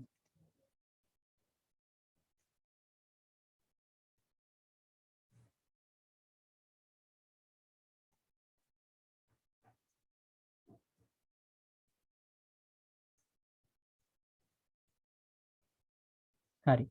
ඒතර ඔයාලට ඒක රෙෆර් කරගත්තා පස්සේ හරි. ඊළඟට දරුවෝ අපි යමු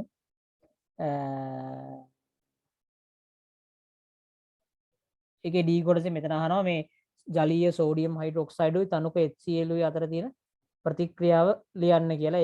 ඒක මම යටින් දාන්නම් අතරයි. ඒක තුලිත කරලා ලියන්නම්. හරි. එතන මොකද්ද වෙන්නේ? NaCl උයි sorry NaOH උයි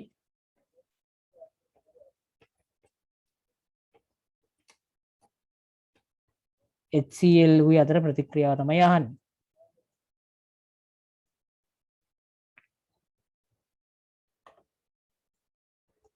මේ දෙන්නගේ ප්‍රතික්‍රියාව තමයි අහන්නේ.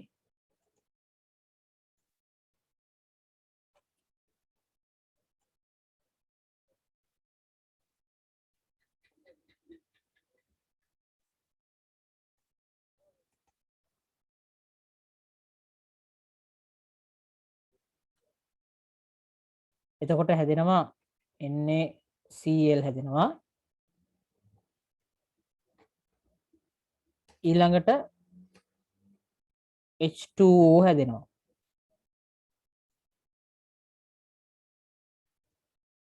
ඕක තමයි උතනදි වෙන්නේ.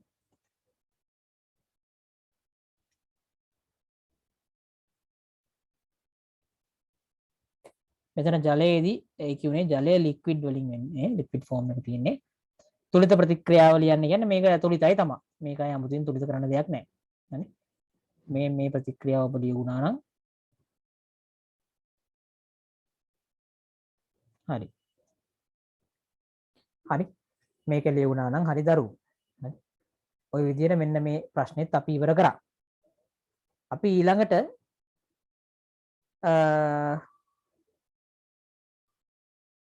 මෙන්න මේ ආකිමිඩිස් ප්‍රශ්නේ තියෙන එක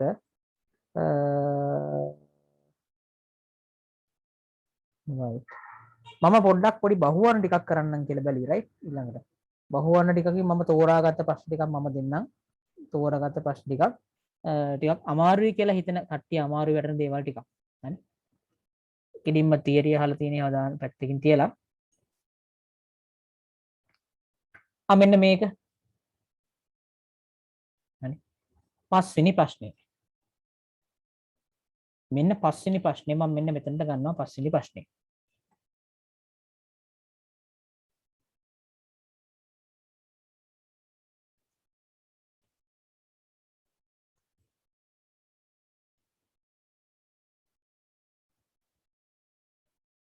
ඔව් ඔයාට හම්බ වෙනවා පොඩි වෙලාවක්. හරි මම දෙන්නම් පොඩි වෙලාවක්. මට මේ පස්වෙනි ප්‍රශ්නෙට උත්තරයක් ගන්න ටිකක් ගාලා කියන්න. හරි. වීඩියෝ එක බලනකොට නම් පොඩ්ඩක් පෝස් කරලා මේකට උත්තරයක් අරන් බලන්න. හරි. ග්ලූකෝස් ග්‍රෑම් 270ක අඩංගු මවුල ප්‍රමාණය වන්නේ කියලා දෙනවා. right? මම දැන් කලින් හැදුවා මේ වගේ ගාණක්. මවුල ගාණ හොයන්න. හරි. මවුල ගාණ හොයන්න පාවිච්චි කරන උණු සූත්‍රය තමයි n සමානයි සිම්පල් m බෙදීම කැපිටල් M කියන එක. ඉතින් මෙතන සිම්පල් M කියන්නේ ස්කන්ධය දීලා තියෙනවා. කැපිටල් M හොයාගත්තා නම් හරි. කැපිටල් M හොයාගන්නත් එයාලා දත්ත ටික දීලා තියෙනවා. හරි.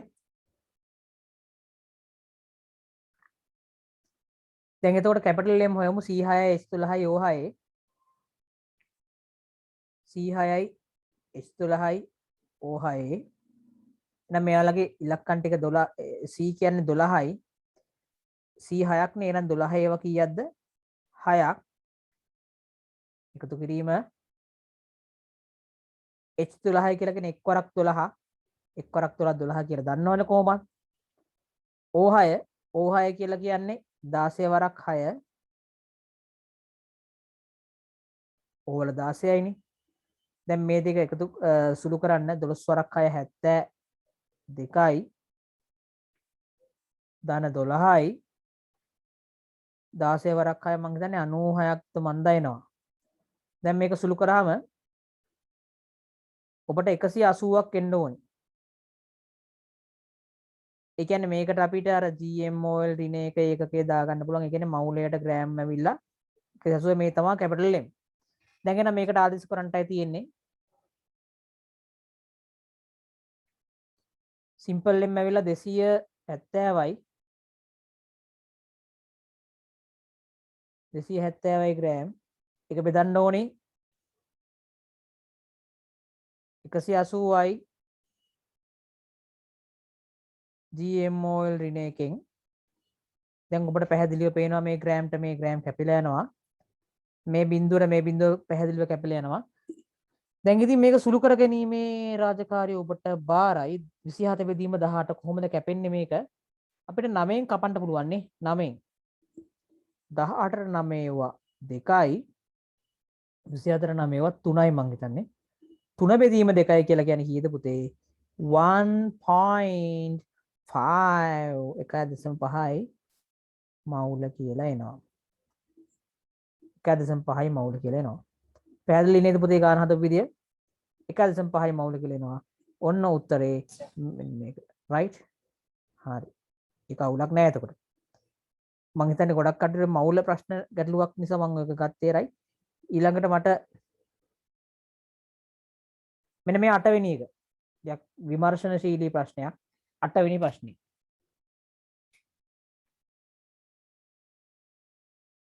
හරි 8 වෙනි ප්‍රශ්නේ විමර්ශනශීලී ප්‍රශ්නයක්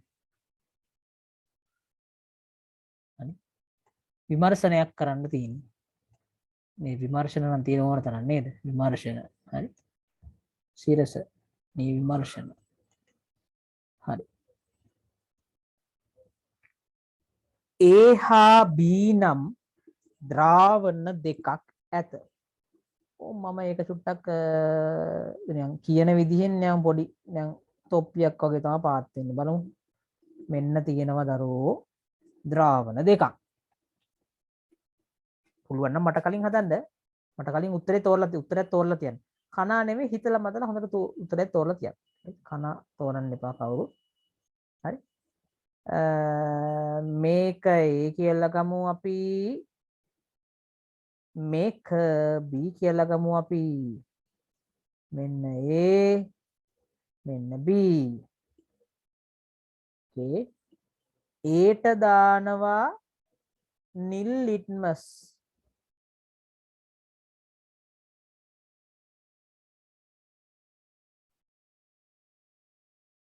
Aට නිල් ලිට්මස් දානවා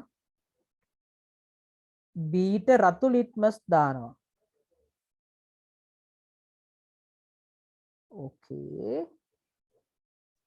ලිට්මස් කඩදාසි දෙකේම වර්ණ විපර්යාසයක් ලැබෙනවා. ආ දෙකේම පාට වෙනස් වුණාලු. පාට වෙනස් වුණා කියන එකේ තේරුම තමයි එහෙනම් මේ A වලින් කරලා තියෙන්නේ නිල් පාට ලිට්මස් කෑල්ල මොනවා කරලාද?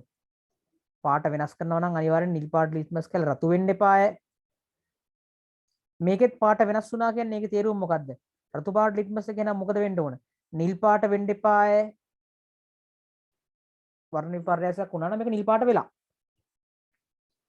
නිල් ලිට්මස් රතු කරන්නේ අම්ල වලින් නිල් ලිට්මස් රතු කරන්නේ අම්ල වලින් හරිද අම්ල වල වර්ණය රතු පාටනේ රතු ලිට්මස් නිල් කරන්නේ බස්ප වලින් දරුවෝ එහෙනම් එහෙනම් මොකද්ද මේ දෙක පිළිවෙලින්? A ඇවිල්ලා අම්ලයක්, B ඇවිල්ලා බෂ්මයක්. අම්ලයක් හා බෂ්මයක් කියලා උත්තරේ තමයි එන්නේ. පැහැදිලිද මම මේ කිව්ව දේ? මම මේ කිව්ව දේ පැහැදිලිද පුතේ? sir. right. එතන මේ විදිහට මේ ප්‍රශ්නේ දිහා නිකන් උඩින් කියවලා විතරක් උත්තර තෝරන්න බෑ. එහෙම තෝරන්න හදන්න එපා. පුළුවන් තෝරන්න පුළුවන් හිතලා නේද? නමුත් ඒක එහෙම කරන්න ගියාම දැන් ගොඩක් අයට හරි දැන් මෙතන අපි සාමාන්‍යයෙන් දන්න බුද්ධි මට්ටම් අනුව ගත්තාම හොඳම මීටර ඉන්නේ බොහොම පොඩ්ඩයි. හරි. ඒකත් මම චුට්ටක් මේ මතක් වෙච්ච වෙලාව කියලා දෙන්නම්. හරි. සාමාන්‍යයෙන් පුතේ බුද්ධි මට්ටම් ගත්තාම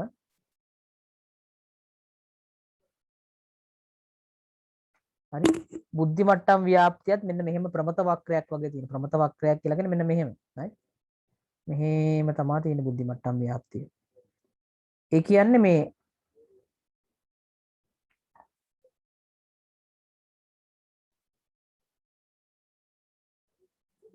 මේක තමයි උපරිම ලෙවල් එක මැක්ස්. හරි. එතකොට මේ තමයි හරි. දැන් මෙන්න මේකේ පැතිරෙලා තියෙන මෙන්න මේක තමයි මේ මැද හරි. හරි. බුද්ධි මට්ටම මධ්‍යස්ථ කට්ටිය තමයි හරි. මේ තියෙන IQ level එක right. IQ level එක හරි. මෙතන ඉඳන් තමයි බිඳුවේ ඉඳන් පටන් ගන්න බිඳුව 1 2 කොහොම ගිහලා මේ හරිය තමයි IQ level එක 100ට 100 වෙන්නේ. හරි.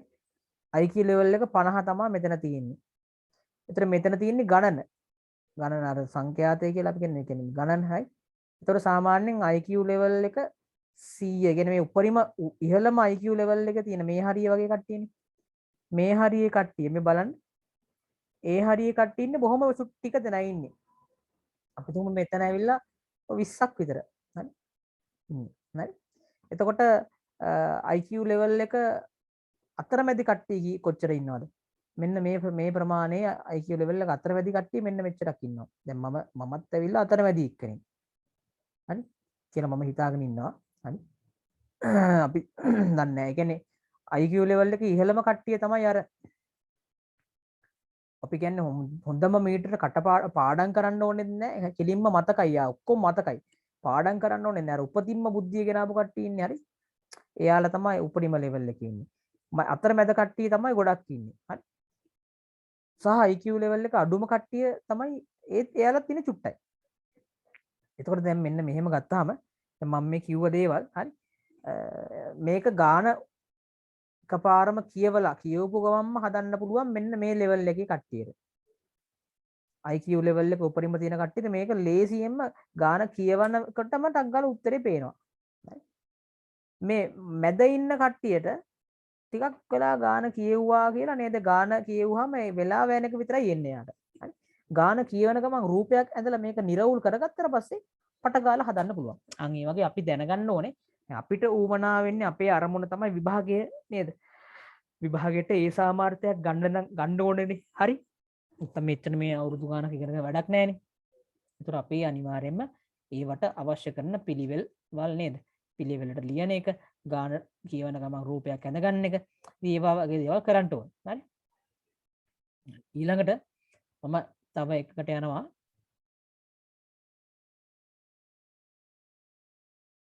හරි. 15 වෙනි එක. බයෝ ප්‍රශ්නයක්. 15 වෙනි එක. try එකක් දෙමු බලන්න 15 වෙනි එකට. නිකන් මේ වගේ එකක් දැක්ක ගමන් නිකන් එකපාරට ටියුන් ගාලා උඩ යනවා. බුදුහම්මෝ කියලා right. බලමු මේක බුදුහම්මෝ කියලා උඩ යන්න තරම් දෙයක්ද කියලා. ඒකත් අර මම කිව්වා වගේ හොඳට ප්ලෑන් කරලා ලියලා හදන්න ඕනේ. වටකුරු බීජ සහිත විෂම යුග්මක. ඔව් ඔන්න මම නිකන් ලියනවා. ඒ කියන්නේ වටකුරු විෂම යුග්මක ගෙවතුමෑ ශාකයන් වටකුරු සමයුග්මක එකක් එක්ක වටකුරු සමයුග්මක එකක් එක්ක මුහුම් කරනවලු.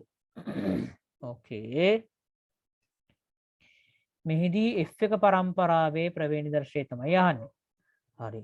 දැන් ඉතින් මෙතන ප්‍රමුඛ සායකා දීලත් නැහැ, නිලින් එකා දීලත් නැහැනේ. ඒතොර කොහොමද ඒක හොයාගන්නේ? දැන් මෙතන කියනවනේ වටකුරු දෙකේම වටකුරු තියෙනවනේ. දෙකේම වටකුරු තියෙනවා නම් අනිවාර්යෙන් වටකුරු එක්ක තමයි ප්‍රමුඛ වෙන්නේ. ඒ දෙකේම තියෙන්න බෑනේ. විෂම යුග්මක කියලා කියන්නේ ಜಾති දෙකකින් ඉන්නවා කියන එක. ඒ කියන්නේ capital R simple R. විෂම කියලා කියන්නේ දෙන්න දෙකෙන් ඉන්නවා කියන එක. වටකුරු සමයුග්මක කියන එකේ තේරුම තමයි දෙන්නම capital R කියන එක. සමයුග්මකයි කියලා කියන්නේ යුගලම සමානයි කියන එකනේ. අන් එහෙමයි මේ දෙක අපි හොයාගන්නේ. වෙන දැන් මෙතන තව කාටරි තර්ක කරන්න පුළුවන් නෑනේ සර් ඉතින් වටකුරු සමයුග්මක වෙන්න එහෙනම් simple R තියෙන්න පුළුවන්. හරි simple R තිබ්බහම මෙතනදී simple R capital R ආවම එහෙනම් වටකුරු වෙන්න විදියක් නෑනේ. simple R වටකුරු නම් මෙතන capital R දෙනුනේ එහෙනම් අනිත් එක වෙන්න බෑ. වටකුරු විෂම යුග්මක වෙලාවේ බාහිරට පෙන්වන ලක්ෂණය තමයි ප්‍රමුඛ වෙන්නේ කියලා මතක තියාගන්න. හරි. විෂම යුග්මක වෙලාවේ බාහිරට පෙන්වන ලක්ෂණය තමයි පුතේ මොකද වෙන්නේ? ප්‍රමුඛ වෙන්නේ. එහෙනම් ප්‍රමුඛ ලක්ෂණය තමයි මොකද්ද? වටකුරු කියන එක. ඉතින් මුන් දෙන්නා මුහුම් කරන්න කියලා කියන්නේ මුහුම් කරනකොට මොකද වෙන්නේ? capital R ජන්මානුවයි simple R ජන්මානුවයි.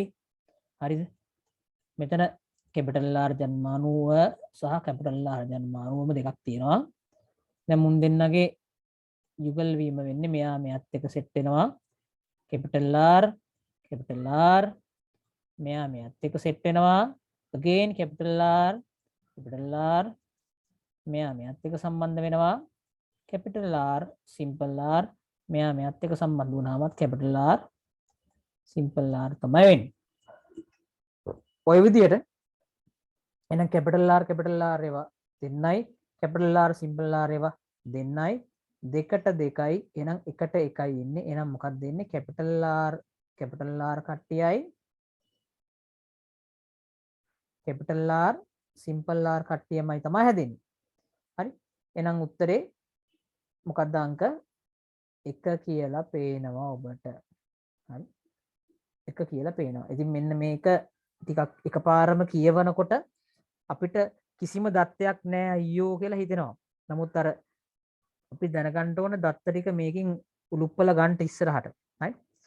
දත්ත ටික උලුප්පල ඉස්සරහට ගන්න දැනගන්න ඕන.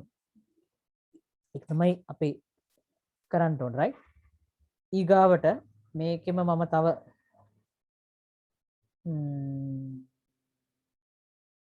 right 17 බලමු 17 මතකද කියලා. 17 වෙනි ප්‍රශ්නේ මතකද කියලා බලමු. හරි. 17 වෙනි ප්‍රශ්නේ මතකද කියලා බලමු. ඒක ලොකුට කතා කියලා දෙන්න දෙයක් නෑ right. සහසංයුජ බන්ධන සහිත CH4 වල නිවැරදි ලුයිස් ව්‍යුහය තමයි අහන්නේ. ලුයිස් ව්‍යුහය. ඔය ව්‍යුහ ගැන කතා කරනකොට ඔබට මතක ඇති ව්‍යුහ වර්ග 3ක් තියෙනවා. පළවෙනි එක තමයි තිත් කතිර ව්‍යුහය.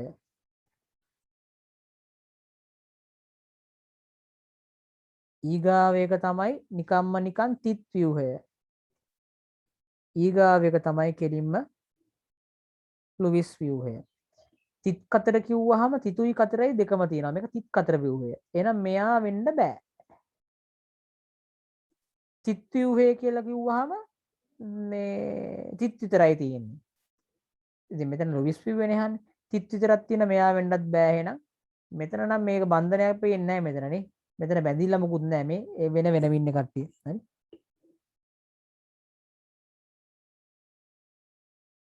මෙතන කට්ටිය වෙන වෙනම ඉන්නේ. මේක වෙන්නත් බෑ එහෙනම්. එහෙනම් ඉතින් උත්තරේ මොකද්ද? අංක 4. ලුයිස් ව්‍යුහයද ඔබට මතක ඇති. ලුයිස් ව්‍යුහයද ඔබට මතක ඇති. මෙන්න මේ වගේ බන්ධන හදපුවට විතරක් ඉරි කෑලි ගහලා අනික් ඒවා එහෙම මෙන්න මේක තමයි ව්‍යුහය. Lewis ව්‍යුහ right. හරි. ඒතර මේක තමයි උත්තරේ. හරි. එතකොට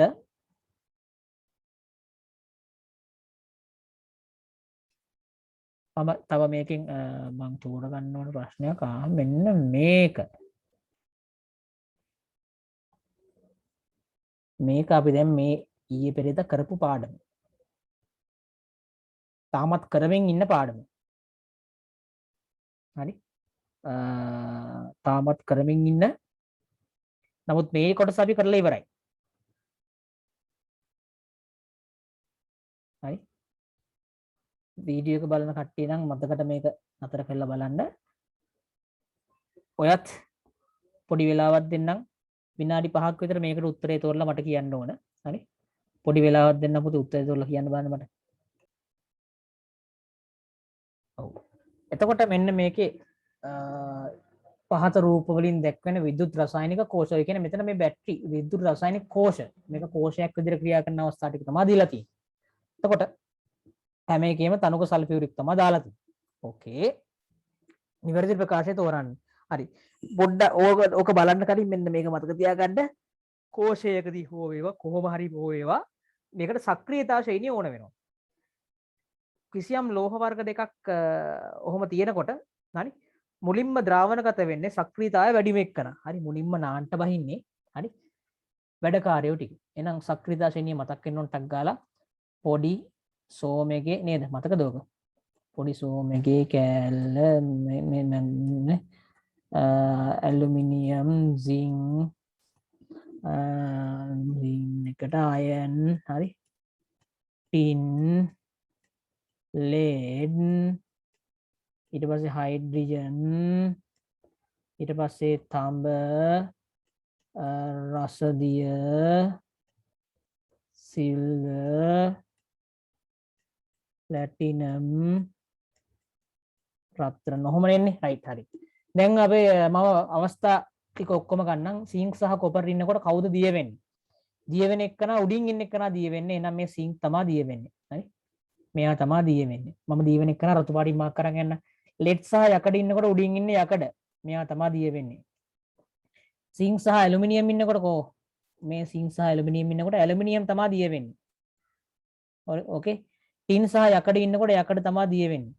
කොහොම හරි දිය වෙන එක්කන එයා තමයි ඉලෙක්ට්‍රෝන පිට කරන්නේ. පිට කරන එක්කන තමයි ඔක්සිකරණය වෙන්නේ. ඒ කියන්නේ මෙයා තමයි කරණය වෙන්නේ. ඔක්සිකරණය. කරණය වෙන එක්කනට තමයි අපි කියන්නේ මොකක් කියලාද? ඇනෝඩය කියලා. එහෙනම් මෙයා ඇනෝඩය, මේකේ මෙයා ඇනෝඩය, මේකේ මෙයා ඇනෝඩය, මේකේ මෙයා ඇනෝඩය. අනිත් එක්කන තමයි එතකොට කැතෝඩය. මම දැන් ඒක දාගෙන ගියා. මෙයා කැතෝඩය, මෙයා කැතෝඩය, මෙයා කැතෝඩ් එක, මෙයා කැතෝඩ් එක. හරි. බලමු. ඒ දැන් උත්තර තෝරන්න පුළුවන් වේවි. බලමු. ඒහි සිංක් කැතෝඩය වෙන අතර මෙතනට කැතරින්ව දාන්න එපා. ඔයා සමහරට පටල ගන්න පුළුවන් ඔයාලා අර කැතරින් දාන්න කියලා කියන්නේ මේකෙදි නෙමෙයි. කැතරින් දාන්නේ මොකේදීද? විද්‍යුත් විච්ඡේදනයේදී. ඉතින් අර බැටරියක් ගහලා තියෙන අපි මේකට. දැන් මෙතන බැටරියක් ගහලා නැහැ. මේ සිස්ටම් එකනේ බැටරියක් විදිහට ක්‍රියා කරන්නේ. right? එතකොට සිංක් ඇවිල්ලා ඇනෝඩය. හරි. එතකොට මේක සිංක් කැතෝඩය කියන එක වැරදි. හරි. B හි PB කැතෝඩය වන අතර කොයි ඕකේ PB කැතෝඩය FE ඇනෝඩය වේ ඕකේ දෙක හරි වගේ අනික් කියවත් බලලිමු Z හි සිංක් කැතෝඩය වන අතර ඕකේ එකත් හරිනේ ඇලුමිනියම් ඇනෝඩය වේ. හරි ඇලුමිනියම් ඇනෝඩය වේ. ඇලුමිනියම් ඇනෝඩය වේ සිංක් කැතෝඩය වේ. ඒකත් හරි බලන් ගියාම නේද? D හි Fe කැතෝඩය වේ ටින් ඇනෝඩය වේ. ටින් ඇවිල්ලා කැතෝඩ් එක මේක වැරදි. මේක කොහොමත් වැරදි. එහෙනම් මේ දෙක වෙන්න බෑ. දැන් ඔබට තියෙන ප්‍රශ්නේ තමයි මෙන්න මේ 2 සහ 3 අතරින් තමයි කේස් එක තියෙන්නේ. උත්තර සාමාන්‍යයෙන් මෙන්න මෙහෙම දෙයක් තියෙනවා. සාමාන්‍යයෙන්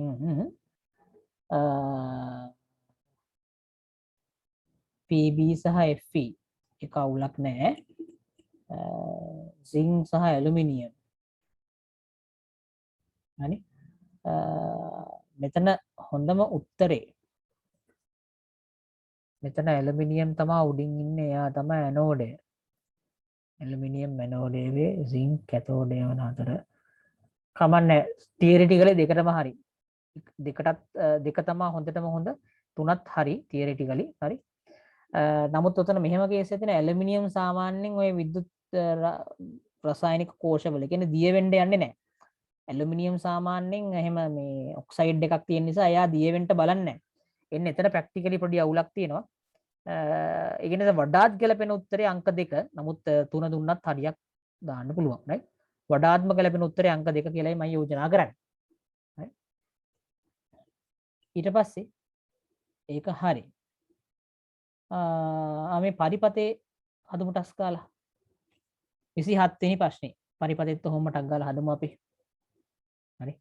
අද මේ පොඩි මික්ස් අප් එකක් කරන්නේ. හරි. ව්‍යුහගත රචනා ප්‍රශ්න සහ බහුවර්ණ ප්‍රශ්න ටිකක් අරගෙන මික්ස් අප් එකක්. හරි. මේකට උත්තරේ ගන්න උත්සාහයක් දරන්න බලන්න. හරි.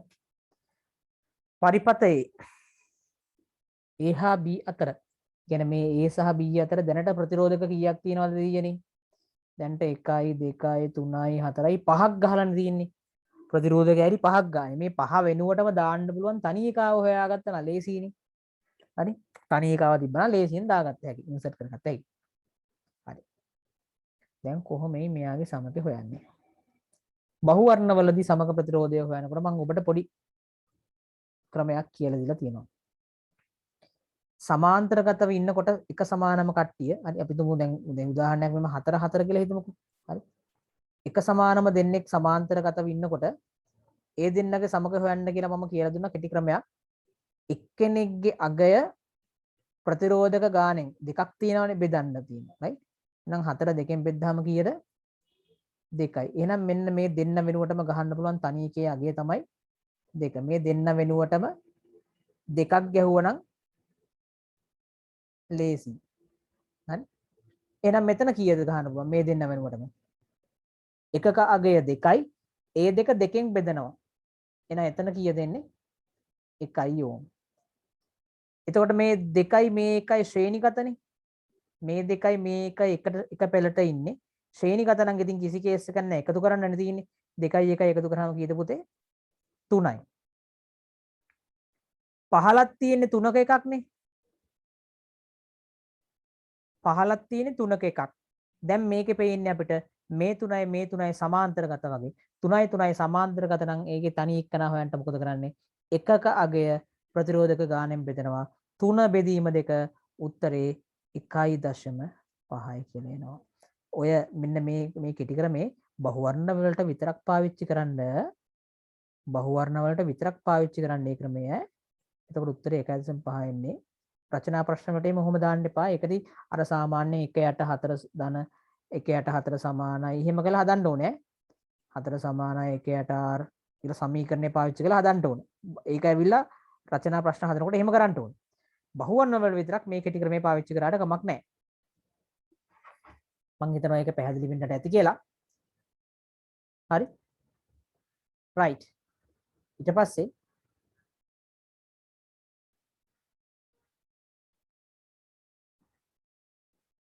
28 මට මේ 28 පිළිබඳ දැනුම බලන්න ආසයි වාගේ 28 කොහොමද වා කරන්න කියලා පොඩ්ඩක් අපි බලමු.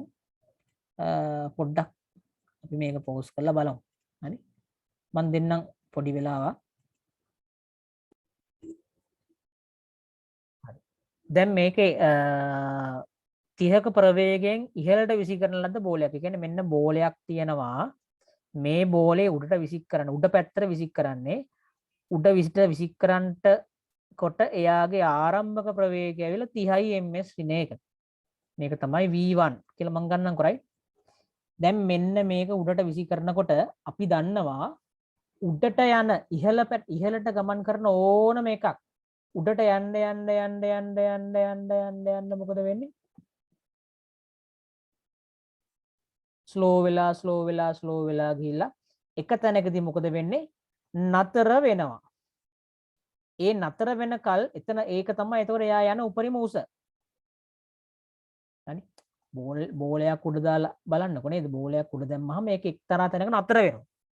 මෙයා අහන්නේ එතකොට ඒ උපරිම උසට ළඟා වීම තෙක් මෙතන ඉඳන් මෙතනට චලිතය තමයි අහන්නේ.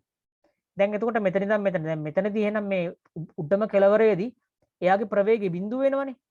ඒකනේ නතර වෙන්නේ එයා. හරි. නතර වුණාට පස්සේ නතර වුණාට දැන් එයා බලනවා දැන් එයා නතර වුණා. නතර වුණාට දැන් එයා එතන අස්ථායි. එයාට එතන ඉන්න බෑ, රැඳෙන්න මොකුත් නැහැ. ඉතින් ඌ මොකද වෙන්නේ? ආයෙසරයක් වැටෙනවා. ඒ ආයෙසරයක් වැටෙන එක ගැන මේකේ අහන්නේ නැහැ. දැන් මේකේ අහන්නේ මෙතන ඉඳන් මෙතනට. ඒ කියන්නේ පටන් ගන්න 30න්. අනිවාර්යෙන් පටන් ගන්න 30න්. එතකොට මෙන්න මේ පටන් ගන්න 30න් නම් මෙන්න මේක වෙන්න පුළුවන්. හරි? බිඳුවෙන් පටන් ගන්න මෙයා වෙන්න බෑ. හරිද? මේ දෙන්න වෙන්න බෑ. පටන් ගන්න 30න්. උඩට යන්න ප්‍රවේගයෙන් මොකද වෙන්නේ? අඩු වේගන කියලා බිඳුව වෙනවා. ඕ මයි ගෝඩ්, බිඳුව වෙනවා නම් මෙන්න මෙතන තමයි බිඳුව තියෙන්නේ. බිඳුව කියලා කියන්නේ මෙන්න මෙතන. හරි? කාලය අපි තුමු කාලය තප්පර 10 දී ප්‍රවේගයේ ටික අඩු, මේක 30න් පටන් ගත්ත එක අඩු වේගන ඇවිල්ලා බිඳුව වෙනවා. එහෙනම් උත්තරේ මොකක්ද එන්න ඕන පුතේ? අංක 3. පැහැදිලිද මම මේ කිව්ව කතාව? මේක මවා ගන්න. ඔයා බෝලයක් උඩ දානවා හිතන්න, කල්පනා කරන්න.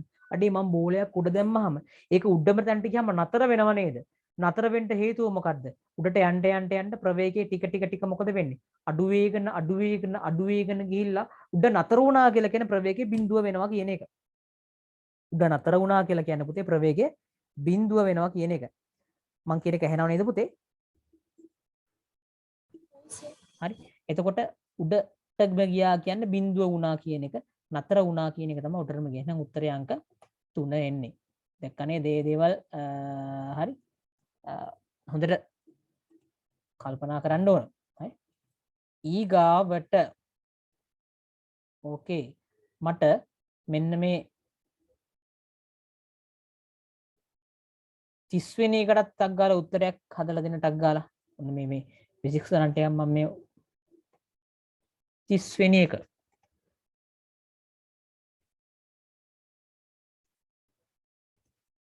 තිස් වෙන්නට උත්තරයක් මට ටක් ගාලා හදා දෙන්න.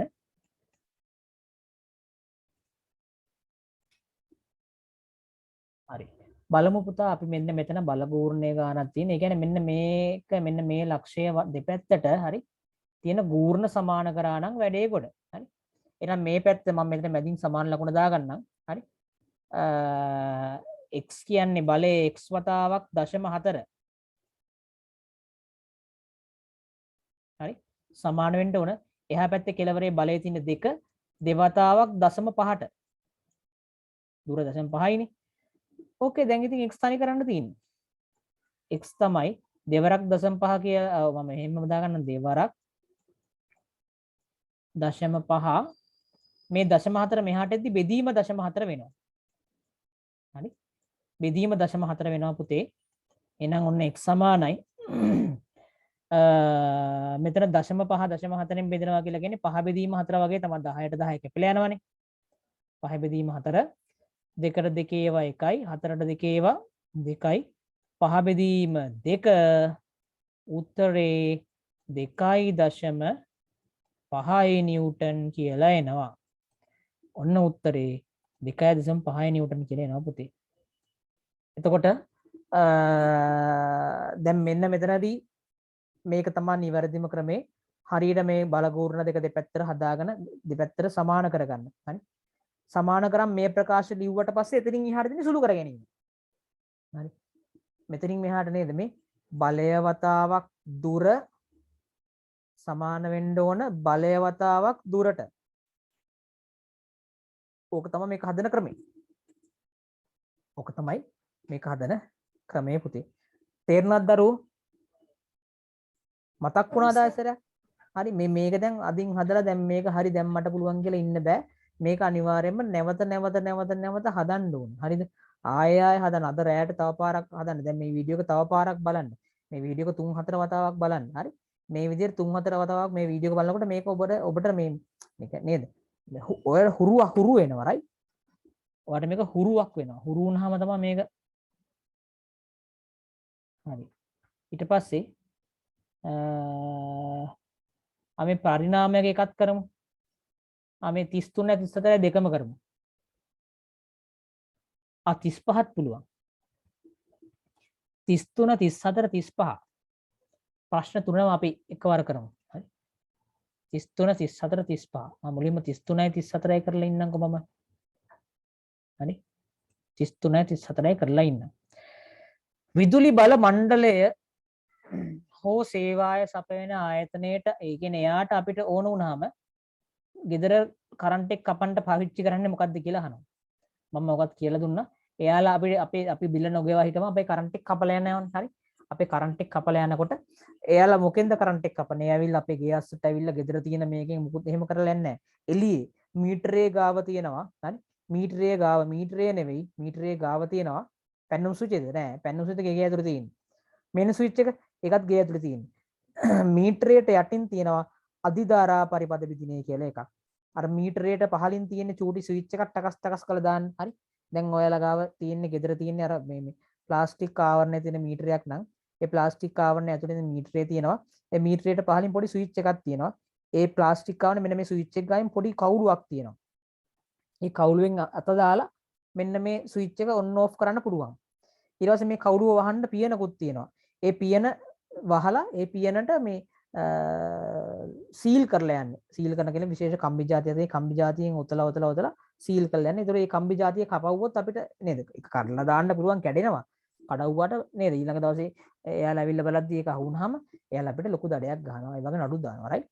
එහෙනම් උත්තරේ අංක 1. 34. හරි? ප්‍රාථමික දංගරය ද්විතීයික දංගරය මේ ට්‍රාන්ස්ෆෝමරයක්. ඒ කියන්නේ මෙහෙන් මෙහාට කරන්ට් එක දුන්නාම මෙහෙන් අවුට්පුට් එක එනවා එළියට. හරි? ඔක තමයි ඒකේ වෙන්නේ. මෙහි දැක්වෙන පරිණාමකේ ප්‍රාථමික දංගරයේ වෝල්ටේජය 22. ඒ කියන්නේ මේ ප්‍රයිමරි කොයිල් එකට දෙන වෝල්ටේජ් එක 22 වෝල්ට්. මම මෙතනම ලියා ගන්නවා. ප්‍රයිමරි එකේ පොටවල් ගාන 1000යිලු. මේ ගාන කියවන ගමන් මම ලියා ගන්න. සෙකන්ඩරි එකේ ද්විතීයික දංගරයේ වෝල්ටේජය තව 220යිලු. මෙයාගෙන් 220ක් දෙනවා. ඒ කියන්නේ මට කියන්න මේක කොයි පරිණාමකයක්ද කියලා. 22 220 කරනවා නම් මේක මොන පරිණාමකයක්ද? පරිණාමක වර්ග දෙකයිනේ අධිකර අවකර කියලා. 22ක් 220 කරනවා නම් මෙතන මොකද්ද මෙයා කරලා තියෙන්නේ? වැඩි කරලානේ. වැඩි කරනවා කියලා කියන්නේ අධිකර පරිණාමකයක් මේක. මේක මොන පරිණාමකයක්ද? මේක අධිකර පරිණාමකයක් පුතේ. හරි.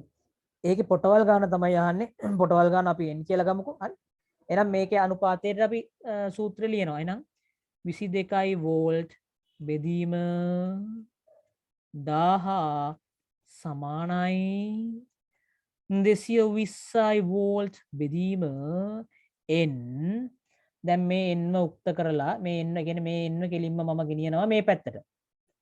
ඒවදින් ගණිත ක්‍රම right. n එහා පැත්තට ගෙනියලා ඉතුරු ඔක්කොම ඉලක්කම් මේ පැත්තට. 220 මෙතන මෙහෙමම තියෙනවා. හරිද? අර යට තිබුණු 1000 උඩට එනවා. උඩ තිබුණු 22 පල්ලයට යනවා. දැන් ඉතින් මේක සුළු කරනකොට වෝල්ට් කැපෙනවා. හරිම ලේසි. 22ට 22 1යි 22ට 22 1යි 1.0 කියන්නේ 10යි 10 වරක් 1000 කියලා කියන්නේ 10000යි. 10000යි කියලා ඔබට උත්තරයක් එනවා. බලන්න 10000ට උත්තරයක් තියෙනවද කියලා. oh my god මේ තියෙන උත්තරයක් right. thank you නේ. oh my god thank you උත්තරය තියෙනවා right. හරි. එතකොට එක හරි. ඊළඟට 35 ඔහොම 35 අපි හිතමු. 35 අපි විද්‍යුත් විච්ඡේදනයේ පාඩමේ ප්‍රශ්නයක්. හරි. 35 කියන පාඩම විද්‍යුත් විච්ඡේදනයේ පාඩමෙන් එන ප්‍රශ්නයක්. බලමු අපි 35 පාඩමට උත්තරේ හොයන්න.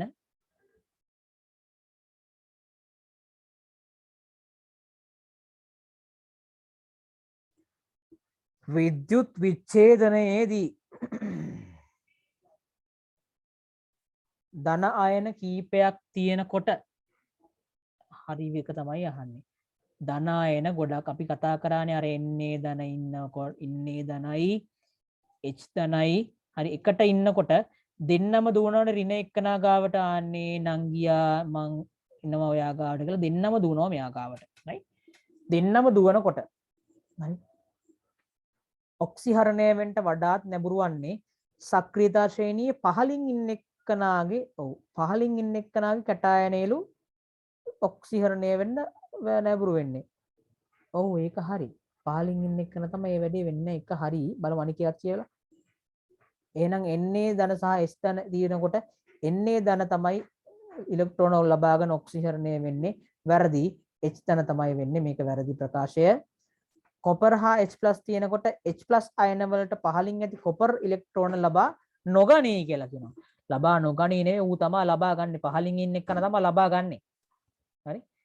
ඔක්සිහරණය වීමට වඩා නැඹුරු වන්නේ සක්‍රියතා ශ්‍රේණියේ ඉහළින් ඇති මූලද්‍රව්‍ය වල කැටයනයි. ඉහළින් ඉන්න එක්කනලු නෑ වැරදි. එහෙනම් උත්තරේ අංක 1 කියලා එනවා. උත්තරේ අංක 1 කියලා එනවා. ඉතින් ඔය විදිහට පුතේ අද අපි මේ සාකච්ඡා කරපු ටික අවසන් කරමු. හරි. එතකොට අපි ඊළඟ දවසේ තවත් මේ වගේ පේපර් එකකින් හම්බ වෙමු.